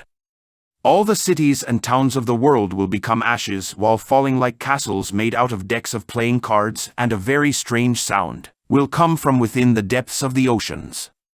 It is written with words of fire in the book of the law that the number of dead will be as numerous as the grains of sand within the sea, and there will be no remedy. This world has entered into a great crisis, my dear brothers and sisters, you must comprehend this. Little by little the entire earth will be covered by vapor. The planet Earth will enter into complete volcanic activity in many places. Craters will release deleterious vapors, ash, fire, the sky will be darkened, thus impeding the entrance of the solar light. The cold will become like a frightful freezer. The polar ices dragged by tremendous tides will navigate until reaching the equatorial zone, thus cooling the atmosphere and causing disorder in the air. Mortal hurricanes will terminate entire towns, torrential rains, tempests, etc. Obviously, it will be impossible to live under such circumstances. Thus the Aryan root race, that is to say, our root race, will arrive at its apocalyptic end. The age of iron, in which we are presently, wisely coincides with the electrochemical cycle. This cycle started with the Greco-Roman culture and will conclude in the year 2500. Editor, see note at bottom. The cataclysms of the end of Kali Yuga have already started. The Black Age will terminate in the frightful precipice. Dear brothers and sisters, let us listen to the words of our Lord the Christ. When you shall hear of wars and rumors of wars, see that you be not troubled, for all these things must come to pass, but the end is not yet. This is a long process in which obviously we already are. The great Kabir Jesus stated, for nation shall rise against nation, and kingdom against kingdom. Obviously, we are witnesses to all of this. And there shall be famines, and pestilences, and earthquakes, in diverse places, terror and great signs in heaven. Dear brothers and sisters, an apocalyptic series of earthquakes has already started. There is hunger and also known and unknown illnesses everywhere. Terror reigns and is frightful in various places. We already see extraterrestrial cosmic ships and sidereal phenomena as great signs in heaven. And there shall be signs in the sun, and in the moon, and in the stars, and upon the earth distress of people, with perplexity because of the sea and the waves roaring. Gigantic waves will furiously lash out at the beaches, and from within the profundities of the oceans a strange blare will sound. The atomic wars and the abuse of nuclear energy will produce the disintegration of the atom in sequence, and scientists will not be able to control atomic energy. The outcome of all of this will be frightful, because all the destructive potencies of nature will be unleashed, thus intensifying the seaquakes and earthquakes, and there will be no remedy. Verily I say unto you, this generation, this root race, shall not pass away, till all be fulfilled. All of these cataclysms from the times of the end will be sealed with a collision of worlds. Inevitably, the earth will violently crash against another planet. Only chaos, fire, and water vapor will remain after this apocalyptic event.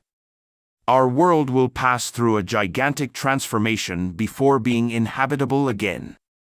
The human seed will be saved with the purpose of creating the future great sixth root race that will inhabit a new earth. Peter, the great disciple of Jesus the Christ, said, "But the day of the Lord will come as a thief in the night, in which the heavens shall pass away with a great noise, and the elements shall melt with fervent heat, the earth also and the works that are therein shall be burned up." Then he continues saying, "Looking for and hasting unto the coming of the day of God, wherein the heavens being on fire shall be dissolved, and the elements shall melt with fervent heat? Nevertheless we, according to his promise, look for new heavens and a new earth, wherein dwelleth righteousness." Obviously, such new heavens and earth can only be possible after the gigantic cataclysm that is approaching. I am referring to the magnetic collision of worlds with which all of the world catastrophes will be concluded. Gigantic events are happening in these very moments, and as time passes we will be surprised by many other events that will occur. It is necessary to know, my dear brothers and sisters, it is necessary to understand that we will be and actually are assisted. It is obvious that very special help is needed in order to save the human seed. Cosmic ships will come to the earth in order to save the children, those who really deserve it. They are being taken secretly already. There exist people from our earth who live on other planets of our solar system. Their seed, will be transported to our planet anew, at precisely the time when the earth will be ready for new life. It is also obvious, my dear brothers and sisters, that the majority of people have their time already used up. We have taught all of you that 108 existences are assigned to every soul. If a soul finishes with a cycle of 108 lives without having reached the intimate self-realization, then they enter into the submerged devolution within the infernal worlds, under the epidermis of the earth. Thus, this is how the souls are precipitated into the descending, devolving path. There the souls have to recapitulate animal, plant, and mineral states.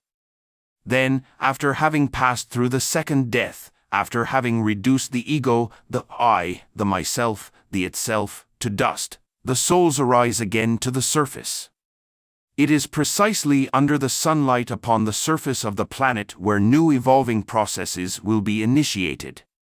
These evolving processes have to forcefully start as a mineral until eventually reaching the state of a human being.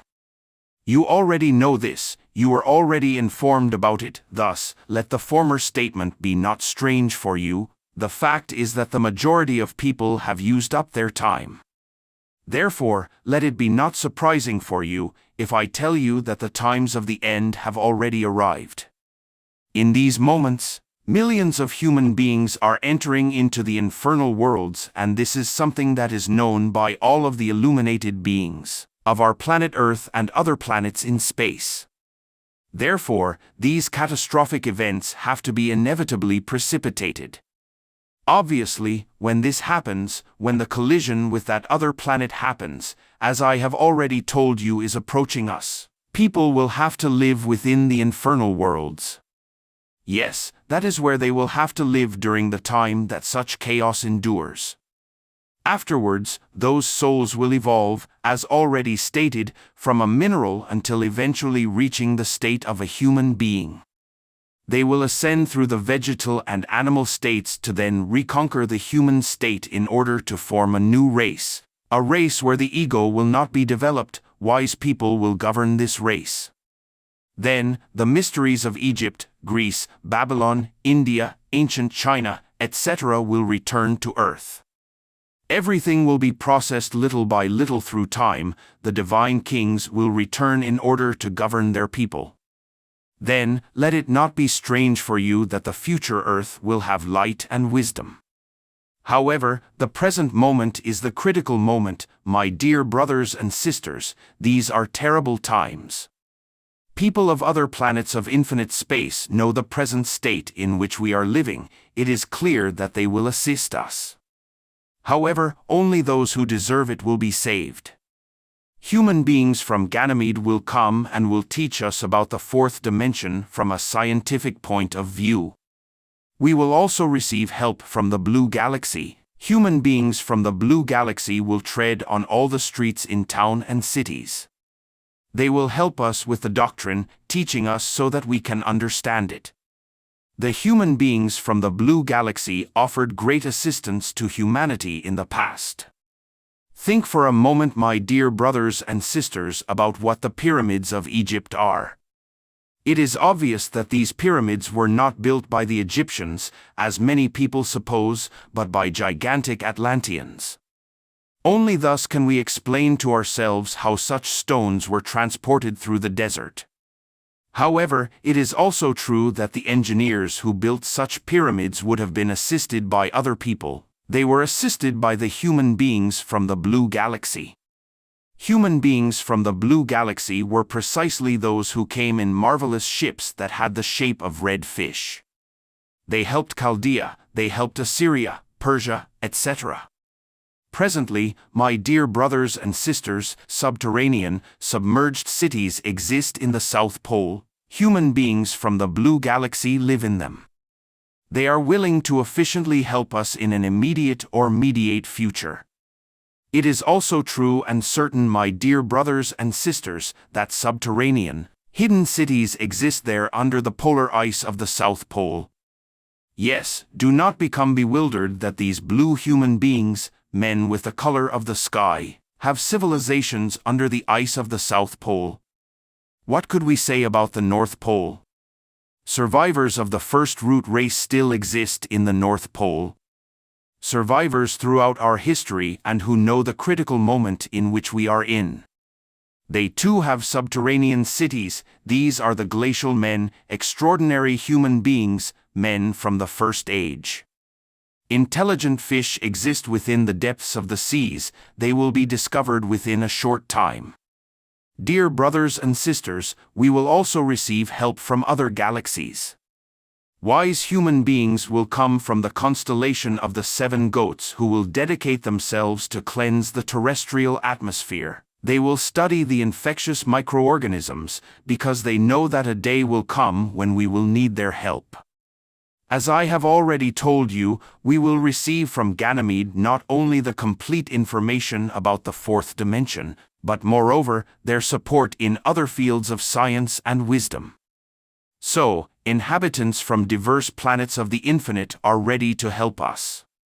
If presently Russian and North American laboratories have been placed in orbit, it is also true that there are other types of cosmic laboratories in orbit. These are laboratories that were put into orbit by extraterrestrial people. Artificial blood is created in these laboratories, because the moment will arrive in which it will be necessary to have blood banks in orbit within the cosmos. Yes, people from other worlds are found ready to help us even in the very field of medicine. Brothers and sisters, meditate upon all of this, meditate and comprehend the terrible moment in which we are living.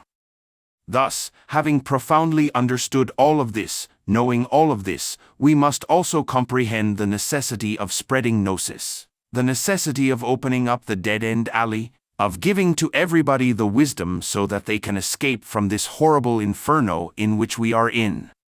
The international Gnostic movements advance victoriously in all the fields of battle. Now nothing or no one can stop us in our luminous and triumphal march. Our movements have one only objective, that is to initiate the new era of Aquarius within the august thunder of thought.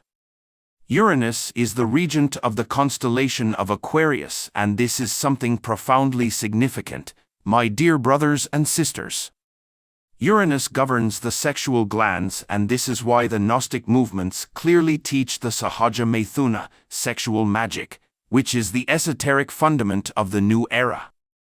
Uranus is also a primeval king of the submerged Atlantis, that which we can call Uranus, the primordial fire and the water that determined the first lunisolar cult of the androgyny Io. Here is precisely where we find the root of the Chaldean astrotheurgy. This is why Uranus, the Ahura Maya, the first Atlantean, is nothing but the first revealer of the sexual mysteries. The sacred mantra Om Mani Padme Hum is equivalent to the god's sun-moon, phallus uterus within which the marvelous clue of the great arcanum is found. Iopatar is the sun, the phallus, Om Mani is the uterus, the moon. Om Mani Padme Hum is the lotus flower with its masculine and feminine poles, submerged within the gene-sick waters of the first instant. Therefore, any type of teaching without the Sahaja Maithuna actually becomes extemporaneous for the new era of Aquarius. It is impossible to enter into the great mysteries of the White Lodge without the doctrine of Uranus, the Ahura Maya, the first revealer. The Hebrew Kabbalists revealed the cubic stone of Yesod precisely in sex, in the creative organs, thus, this is transcendental. It is obvious that this Sephirotic stone was also analyzed by the great medieval alchemists. By all means, the famous philosophical stone of ancient sages is shown with complete, dazzling clarity. To edify is indispensable, my dear brothers and sisters, but it must be done upon the living stone, whose foundation is sex. To edify means to build, to construct, to erect, to raise, to put up, to make, etc. All the pseudo-occultist and pseudo-esoteric schools advise an edifying and essentially dignifying life. It is, however, unfortunate that they do not give the clue, they choose to ignore it. There are many types of builders, they are people from all the schools and creeds of the world that are dedicated to edifying. The cubic stone of Yesod, located by the Jewish rabbis in the sex, is fundamental in any authentic edification. Disgracefully, millions of builders reject it. Jesus the Great Kabir said, "The stone which the builders rejected, the same is become the head of the corner, this is the Lord's doing, and it is marvelous in our eyes? Therefore say I unto you, the kingdom of God shall be taken from you, and given to a nation bringing forth the fruits thereof. And whosoever shall fall on this stone shall be broken." Matthew 21 verses 42 to 44. Peter, the great Hierophant, said, "Behold, I lay in Shaun a chief cornerstone, elect, precious, and he that believeth on it shall not be confounded. Unto you therefore which believe it is precious, but unto them which be disobedient, the stone which the builders disallowed, the same is made the head of the corner, and a stone of stumbling, and a rock of offense." 1 Peter 2 verses 6 to 8. My dear brothers and sisters, this stone is precisely sex, a stone of stumbling and a rock of offense, you know this. Millions are the builders who abhor it. All types of builders want to escape from sexual magic, saying, such a stone is the word. However, they do not want to realize that the base of the word is sex. Rare is the builder who is not searching for documents in order to justify his evasiveness. They want only to reject the cubic stone of Yesod. The revolutionary Gnostic movements do not want to discard the stone. We teach the mysteries of sex because we want to edify our interior temple upon the living stone, never upon the sands. We follow the fourth pathway, the marvelous path. Remember, my dear brothers and sisters, that the cross is phallic because the vertical beam is masculine and the horizontal is feminine. In the crossing of both is found the clue of all powers. The noble mission of unveiling the path and making it public for the first time in daylight is entrusted to us. There are some who say that there exist 3 paths, there are others who emphasize the idea of 7 paths, there are some who swear that the paths are 12. Nonetheless, we solemnly asseverate in the name of truth that only one path exists, and that is sex. Since everything rotates around sex, it is clear that the Gnostic movements are originating a true cultural, spiritual revolution in the entire world. Gnosis is the root of Christianity, my dear brothers and sisters, it is the living flame of Buddhism, the flame of the Quran, etc. Our doctrine opens up the dead-end alley so that we can take advantage of it, so that any person of good will can truly take advantage of it. Remember, my dear brothers and sisters, that our motto or maxim is thelema, which is willpower. If someone says that another way exists besides sex, you can be sure that such a person is lying because there is no other way. Fortunately, the sacred mission of unveiling the path has been entrusted to us. Everybody swears that they know the way. We affirm that the path is presently unknown by everybody in the profane world. We are going to unveil it, and this is what is significant. Those who believe that they know the way are mistaken, because we are going to deliver all of the data that exists about the way. Now, you must comprehend your sacred mission, my dear brothers and sisters. You must understand it profoundly. Our movements advance victoriously, and you must be sure that nothing or no one will stop us in our luminous and triumphal march. My dear brothers and sisters, the hour in which we are in is indeed critical in the most complete sense of the word. A transcendental vision that I had some time ago comes into my memory. I departed from my physical body dressed with my astral body.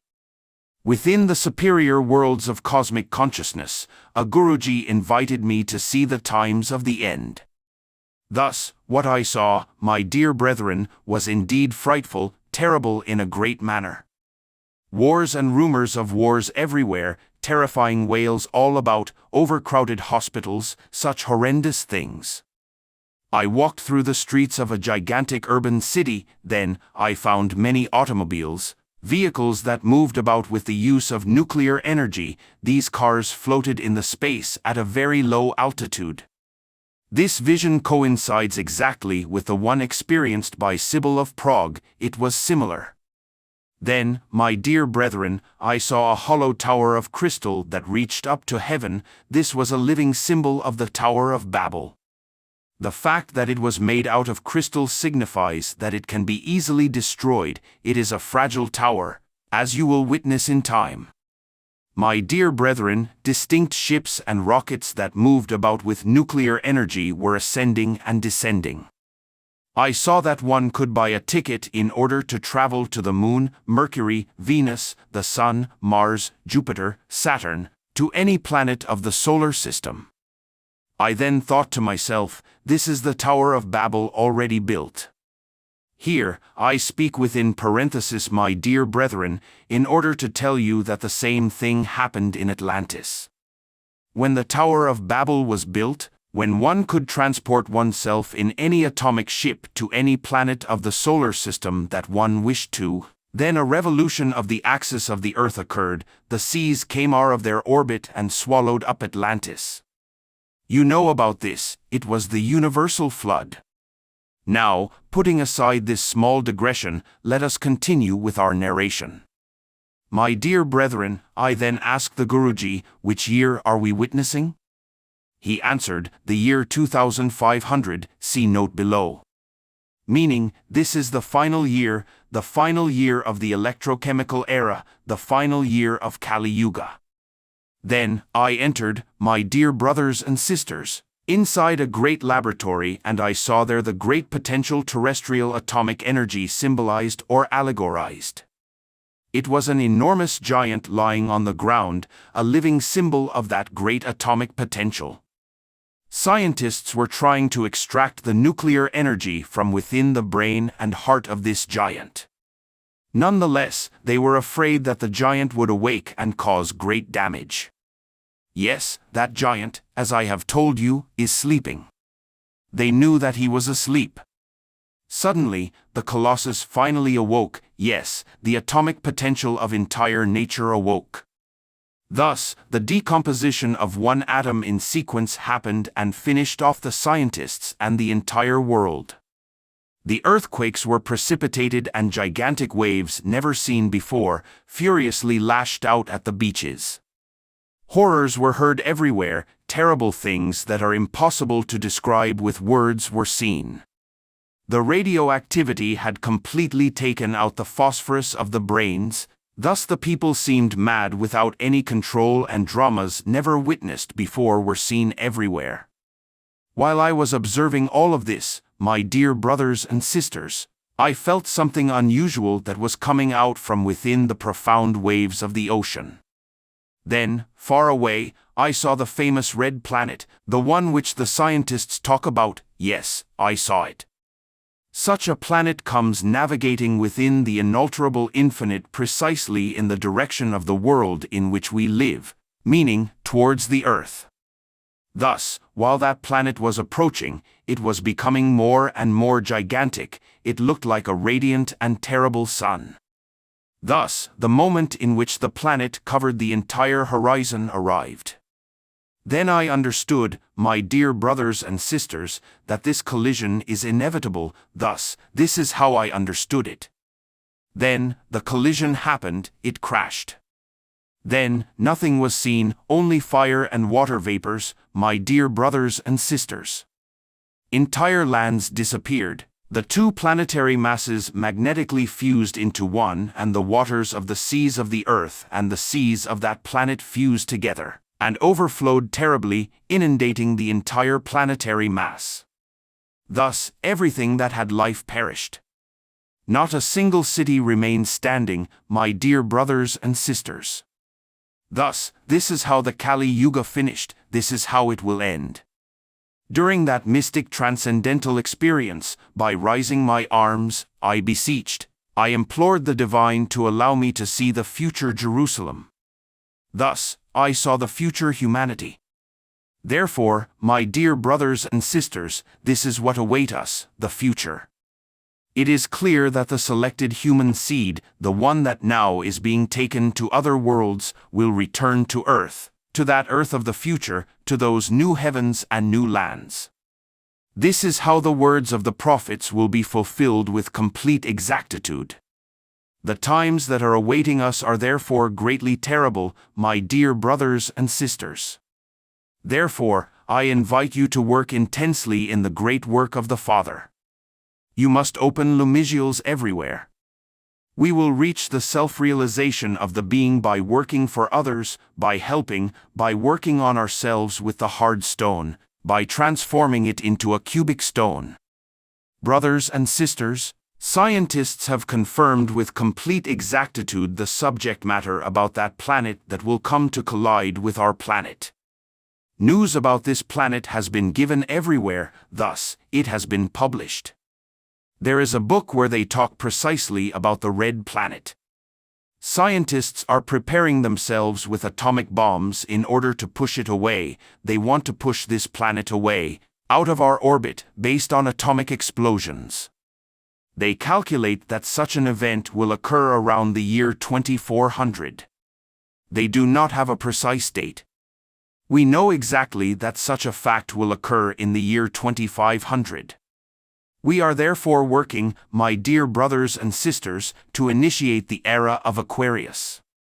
We are working in order to save what is possible, meaning those who allow themselves to be saved. This is why it is necessary that we shape our Gnostic movements and that we organize them each time better, that we establish the 3 chambers. Our Gnostic movements must have exactly 3 chambers. Each lumigiole must have 3 chambers for the instruction of our students.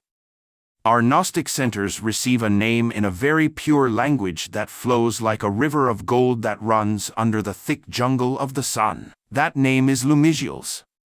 Regarding the year 2500. However, the scholars cannot in any way ignore that in the Bible there is an extended narration of the journey that every great cyclic generation makes. Humanity is completely ripe for the supreme punishment. The end of this shameful humanity is near. The Kabbalistic analysis demonstrates that in the numbers 2, 2, 5, 5, 0, 0, and 0, 0, the secret of the great catastrophe is enclosed. Whosoever has understanding, let him understand, for there is wisdom therein. Unfortunately, people do not know how to comprehend the profound meaning of certain Kabbalistic numbers. Lamentably, they interpret everything literally. We must wait in cold blood for the supreme hour of punishment for many and of martyrdom for others. The Secret Doctrine of Anahuac by Samael Aun Weor. Secret Doctrine of Anahuac. Written by Samael Aun Weor. 1974. Chapter: The Final Cataclysm. Unquestionably, the sunstone, the famous Aztec calendar, is a perfect synthesis of science, philosophy, art, and religion. The word of St. John, the Logos or demiurge creator of the universe, Tonatiuh with its triangular tongue of fire, is the golden child of sexual alchemy, the spiritual son of midnight, the rising eagle, the shining dragon of wisdom, and is represented by the bright star that gives us life, light, and heat. Decorated in the Nahuatl manner, it gloriously appears in the center of the great solar stone. On the sides of the big face appear his hands armed with eagle talons clutching human hearts. In matters of transcendental esotericism, the know very well the profound meaning of the eagle's claw grip.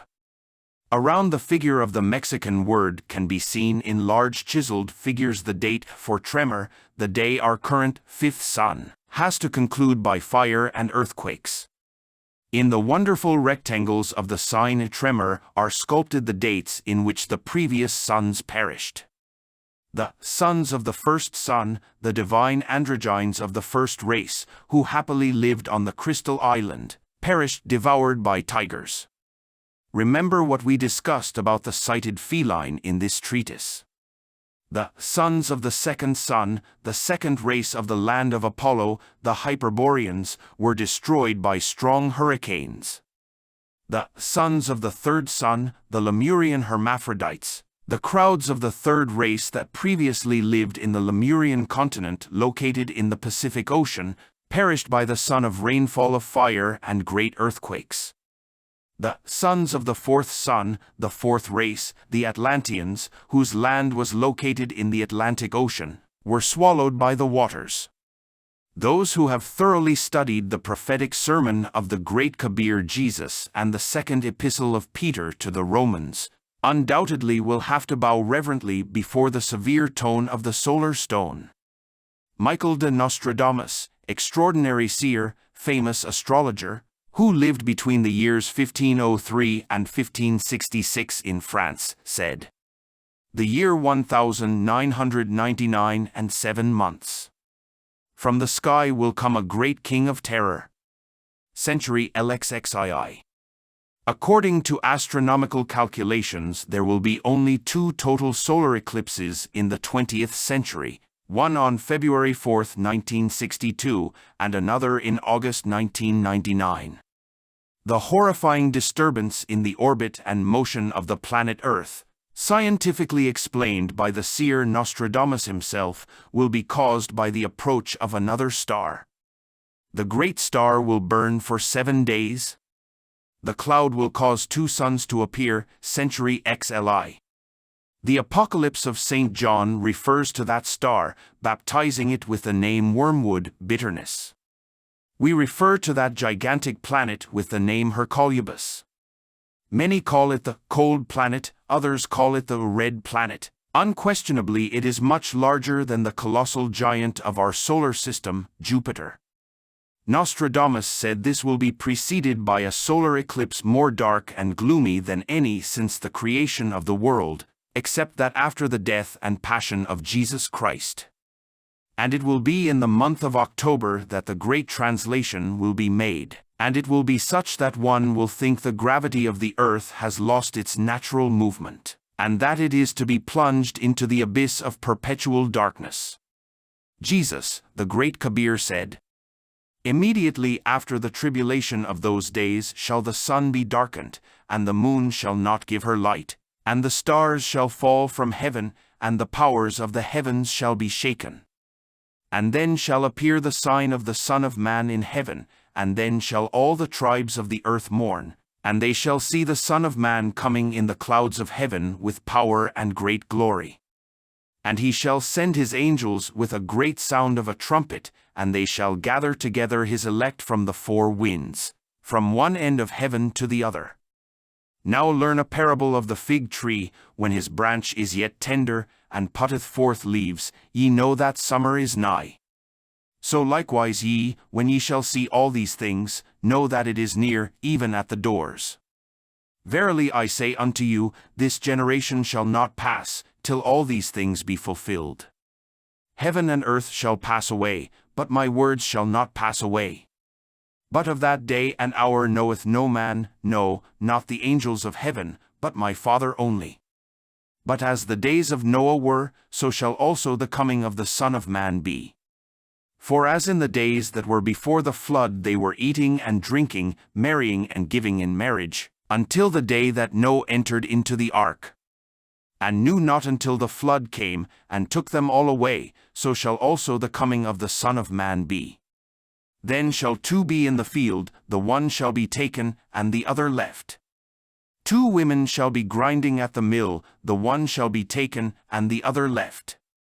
Watch therefore, for ye know not what hour your Lord doth come. But know this, that if the goodman of the house had known in what watch the thief would come, he would have watched, and would not have suffered his house to be broken up. Therefore be ye also ready, for in such an hour as ye think not the Son of Man cometh. Who then is a faithful and wise servant, whom his Lord hath made ruler over his household, to give them meat in due season? Blessed is that servant, whom his Lord when he cometh shall find so doing. Verily I say unto you, that he shall make him ruler over all his goods.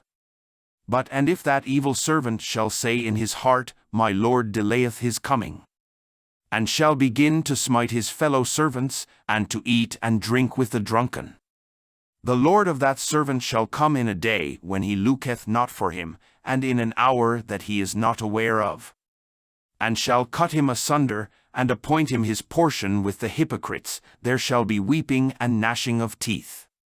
Matthew 24 verses 29 to 51.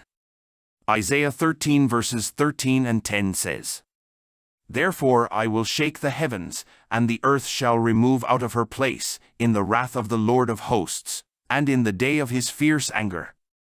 For the stars of heaven and the constellations thereof shall not give their light. Isaiah 24 verse 20. The earth shall reel to and fro like a drunkard, and shall be removed like a cottage, and the transgression thereof shall be heavy upon it, and it shall fall, and not rise again. Paul, 2 Thess. 2:1, 3-4. Now we beseech you, brethren, by the second coming of our Lord Jesus Christ. For that day of apostasy shall come, and that man of sin be revealed, the son of perdition, who opposes and exalts himself above all that is called God, or that is worshipped, so that he as God sitteth in the temple of God, shewing himself that he is God. 2 Peter 3 verse 10. But the day of the Lord will come as a thief in the night, in the which the heavens shall pass away with a great noise, and the elements shall melt with fervent heat, the earth also and the works that are therein shall be burned up.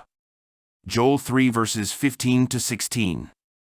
The sun and the moon shall be darkened, and the stars shall withdraw their shining, and the heavens and the earth shall shake. Revelation of St. John 6, 12-17.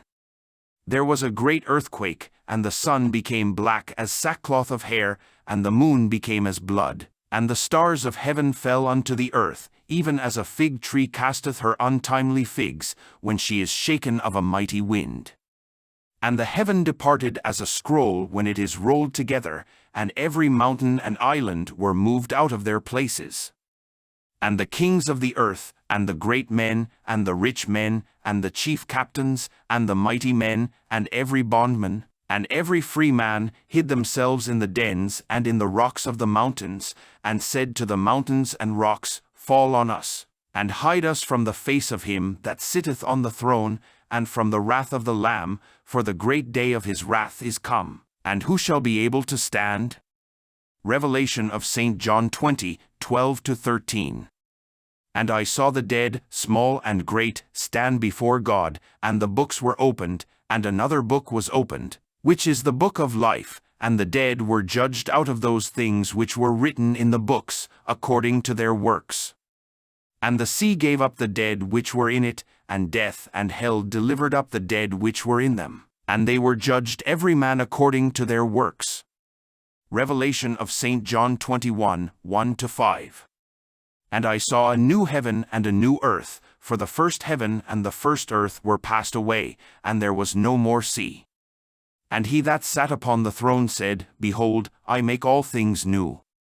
It is written in the Apocalypse that at the end of this world will appear the Antichrist, the materialistic science, the beast, the great whore, the entire humanity whose fatal number is 666, and the devil, the atheistic intellectualism that deceived them, that is, the false prophet who makes miracles and deceiving prodigies, namely, atomic bombs, space rockets, ultrasonic airplanes, etc. These both were cast into the lake of fire burning with brimstone within the bowels of the earth. The Book of Books of Chilam Balam, sacred jewel of the Mayan people, reads as follows. The judgment is Khatun 13 Ahau according to the Count Cabal 9 Bok, Chachalaka village. The Khatun is established at Kinchil Koba, Chachalaka of the solar face, the seat of the 13th Khatun.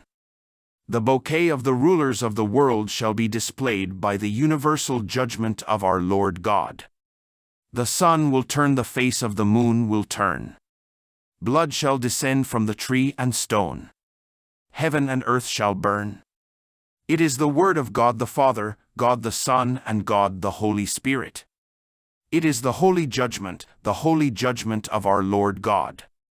There shall be no strength in heaven and earth when the great cities enter into Christianity, any settlements of people whatever, the great cities called Mox Mono, whatever their names are, as well as the little towns, all over our land of Maya Kuzamil Mayapan.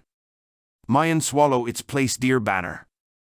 It shall be the time for the rising of two-day men, homosexuals and lesbians, because of lewdness. The sons of malevolence. At the end of our blindness and shame. Our sons shall be regenerated from carnal sin by the flowers of May. There is no lucky day for us.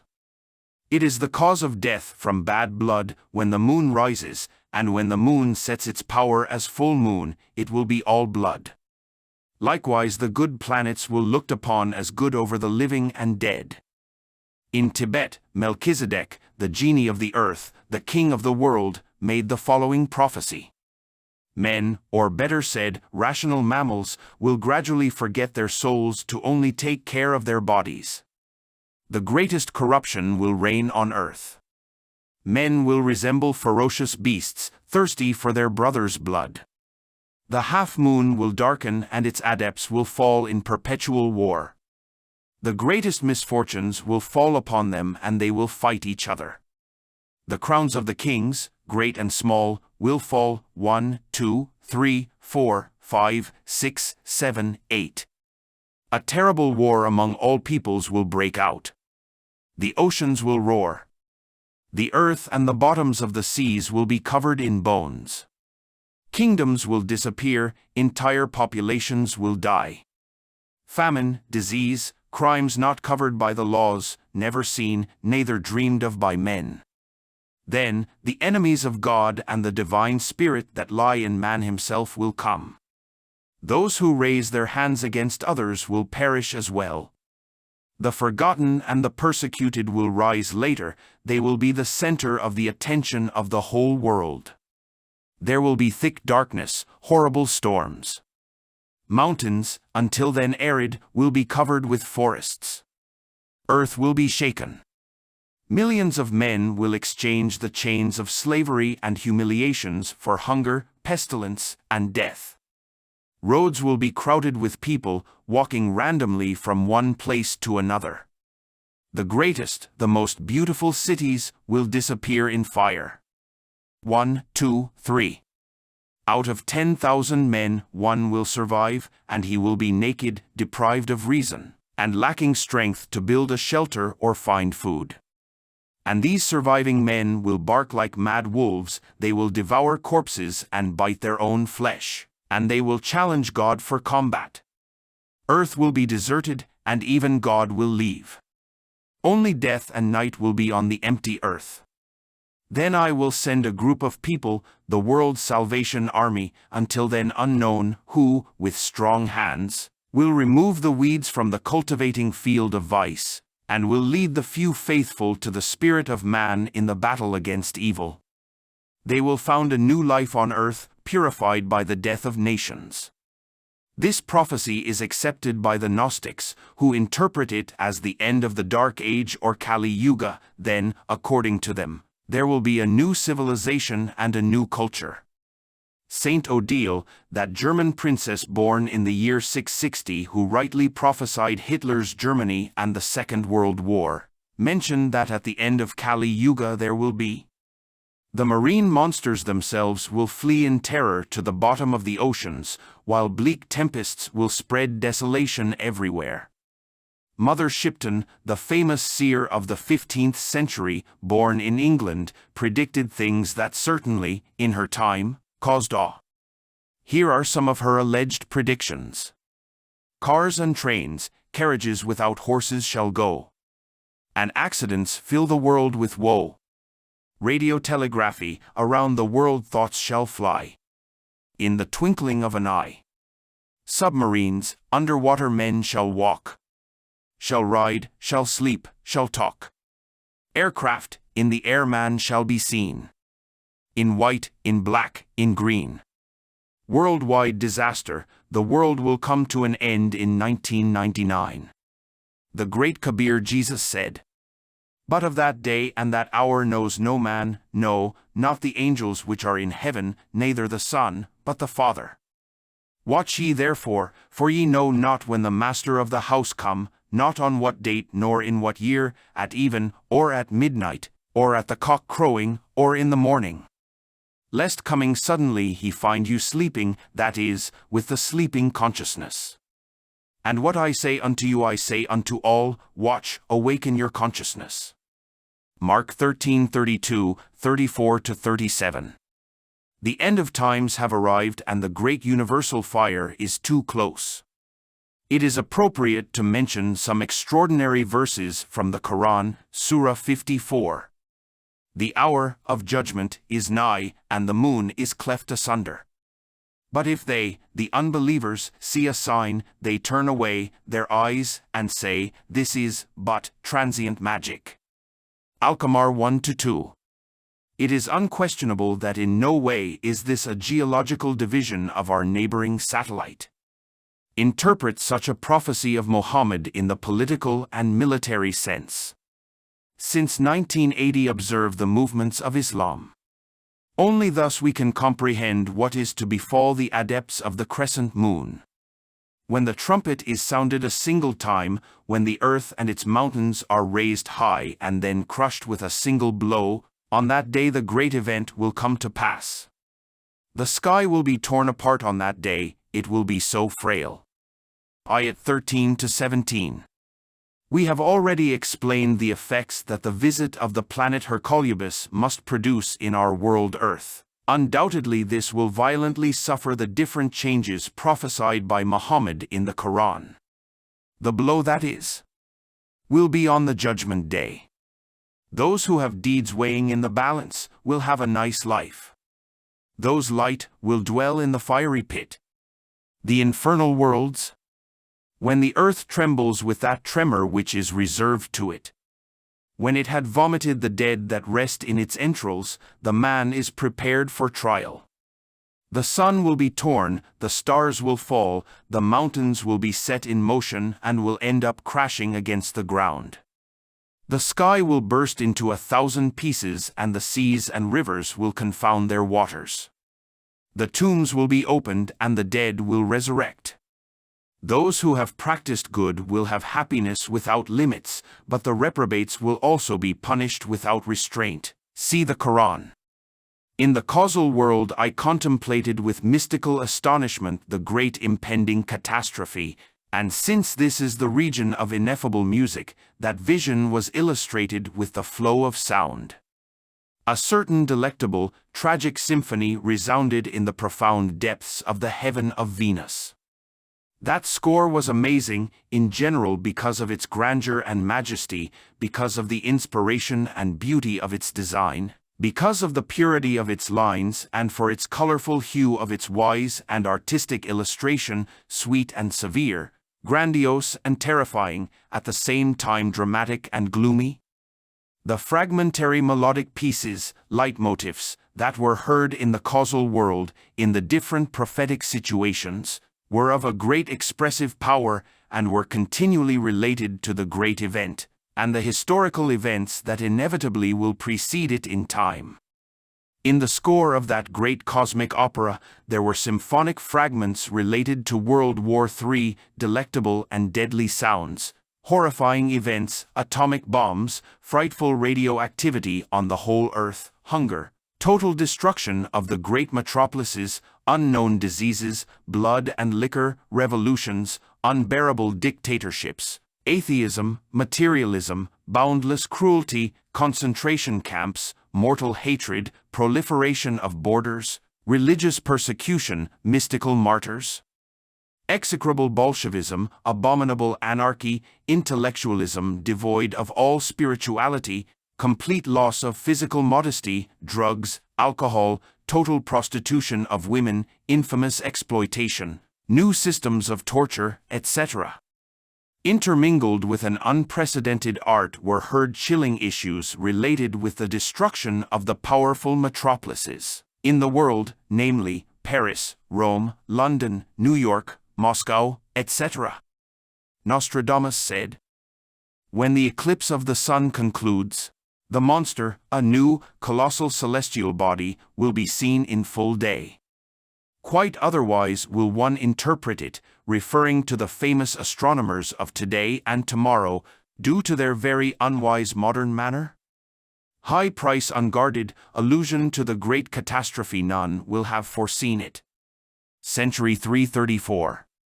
Doctor, astrologer, and enlightened seer Nostradamus includes in his predictions that matter about the revolution of the axis of the Earth. Nevertheless, he does not indicate an exact, adequate date when it will happen. However, it connects with the double eclipse that will take place in the year 1999. Undoubtedly, there will be an extraordinary combination under the zodiac sign of Capricorn that will be felt its influence from 1984 concluding in 1999. Many years ago, the great master HPB predicted there would be a worldwide uprising by the end of this century. John, the evangelist, said, "When the birds of steel lay their eggs of fire, when humans dominate the air and go across the bottom of the sea, when the dead resurrect, when fire falls from heaven, and when the people from the fields cannot reach the cities, and the people from the cities cannot reach the fields, when strange aircrafts will be seen in the sky, and when extravagant things were seen from the earth. When all beings, young and old, will have visions, premonitions, and will make prophecies, when men divide themselves in the name of Christ, when hunger, thirst, misery, pain and cemeteries will substitute entire city populations. When blood brothers kill each other, and all creatures adore the beast, then the times have arrived." The Apostle Paul in his letter to the 1 Thessalonians 5 verses 20 to 21 warns, "Despise not prophesyings. Prove all things, hold fast that which is good." The cyclic history of humanity opens in chapter 6 of Genesis with the story of the flood, submersion of the Atlantean continent, and concludes in chapter 20 of Revelation in the burning flames of judgment. Moses, saved from the raging waters of life, wrote the opening. St. John, extraordinary figure of solar exaltation, closes the sacred book with seals of fire and brimstone. From this, despite its apparent universality and terrifying and prolonged action of the unleashed elements, we are convinced that the great cataclysm that is approaching will not act evenly everywhere and in all of the extension of the continents and seas. Some privileged lands will shelter the men, women, and children of the World Salvation Army. There, for some time, those select souls will be witnesses of the terrible duel of the water and the fire. After the great catastrophe, a double rainbow will announce the enchantment of a new golden age. Virgil, the great poet of Mantua, master of the Florentine Dante, said, "The golden age has arrived and a new progeny commands." On the other hand, we know how superior the Bible is to other books. Unquestionably, despite the Bible being the eternal book, immutable, the cyclical book par excellence, in none of its verses has it been said that the year 1999 will be the precise date of the great catastrophe. Nonetheless, and despite not knowing the exact date of the dreadful impending catastrophe, since only the Father knows the day and time, we know from direct experience that the times of the end have arrived and we are in them. Our intention here is not to undertake a refutation against the supporters of that date. We just want to say that the Bible, despite containing in itself the revelation of all human history, this side and beyond, even in the own annals of all populaces, it has never been said that the Aryan root race, the present humanity, will perish in 1999. However, scholars in any way can ignore that the Bible is an extensive and verbatim narration of the journey that takes place in every great cyclic generation. This humanity is now completely ripe for the supreme punishment. The end of this shameful humanity is approaching. Kabbalistic analysis shows that in the numbers 2255000 is enclosed the secret of the great catastrophe. Whosoever has understanding, let him understand, for there is wisdom therein. Unfortunately, people never know how to penetrate the deep meaning of certain Kabbalistic quantities. It is unfortunate that they interpret everything literally. It is necessary to await in cold blood for the supreme hour of punishment for many and martyrdom for others. 2 Peter 3 verses 3 and 10 says, "Knowing this first, that there shall come in the last days scoffers, walking after their own lusts, and saying, Where is the promise of his coming? For since the fathers fell asleep, all things continue as they were from the beginning of the creation. But the day of the Lord will come, in the date only known by the Father, as a thief in the night, in the which the heavens shall pass away with a great noise, and the elements shall melt with fervent heat, the earth also and the works that are therein shall be burned up.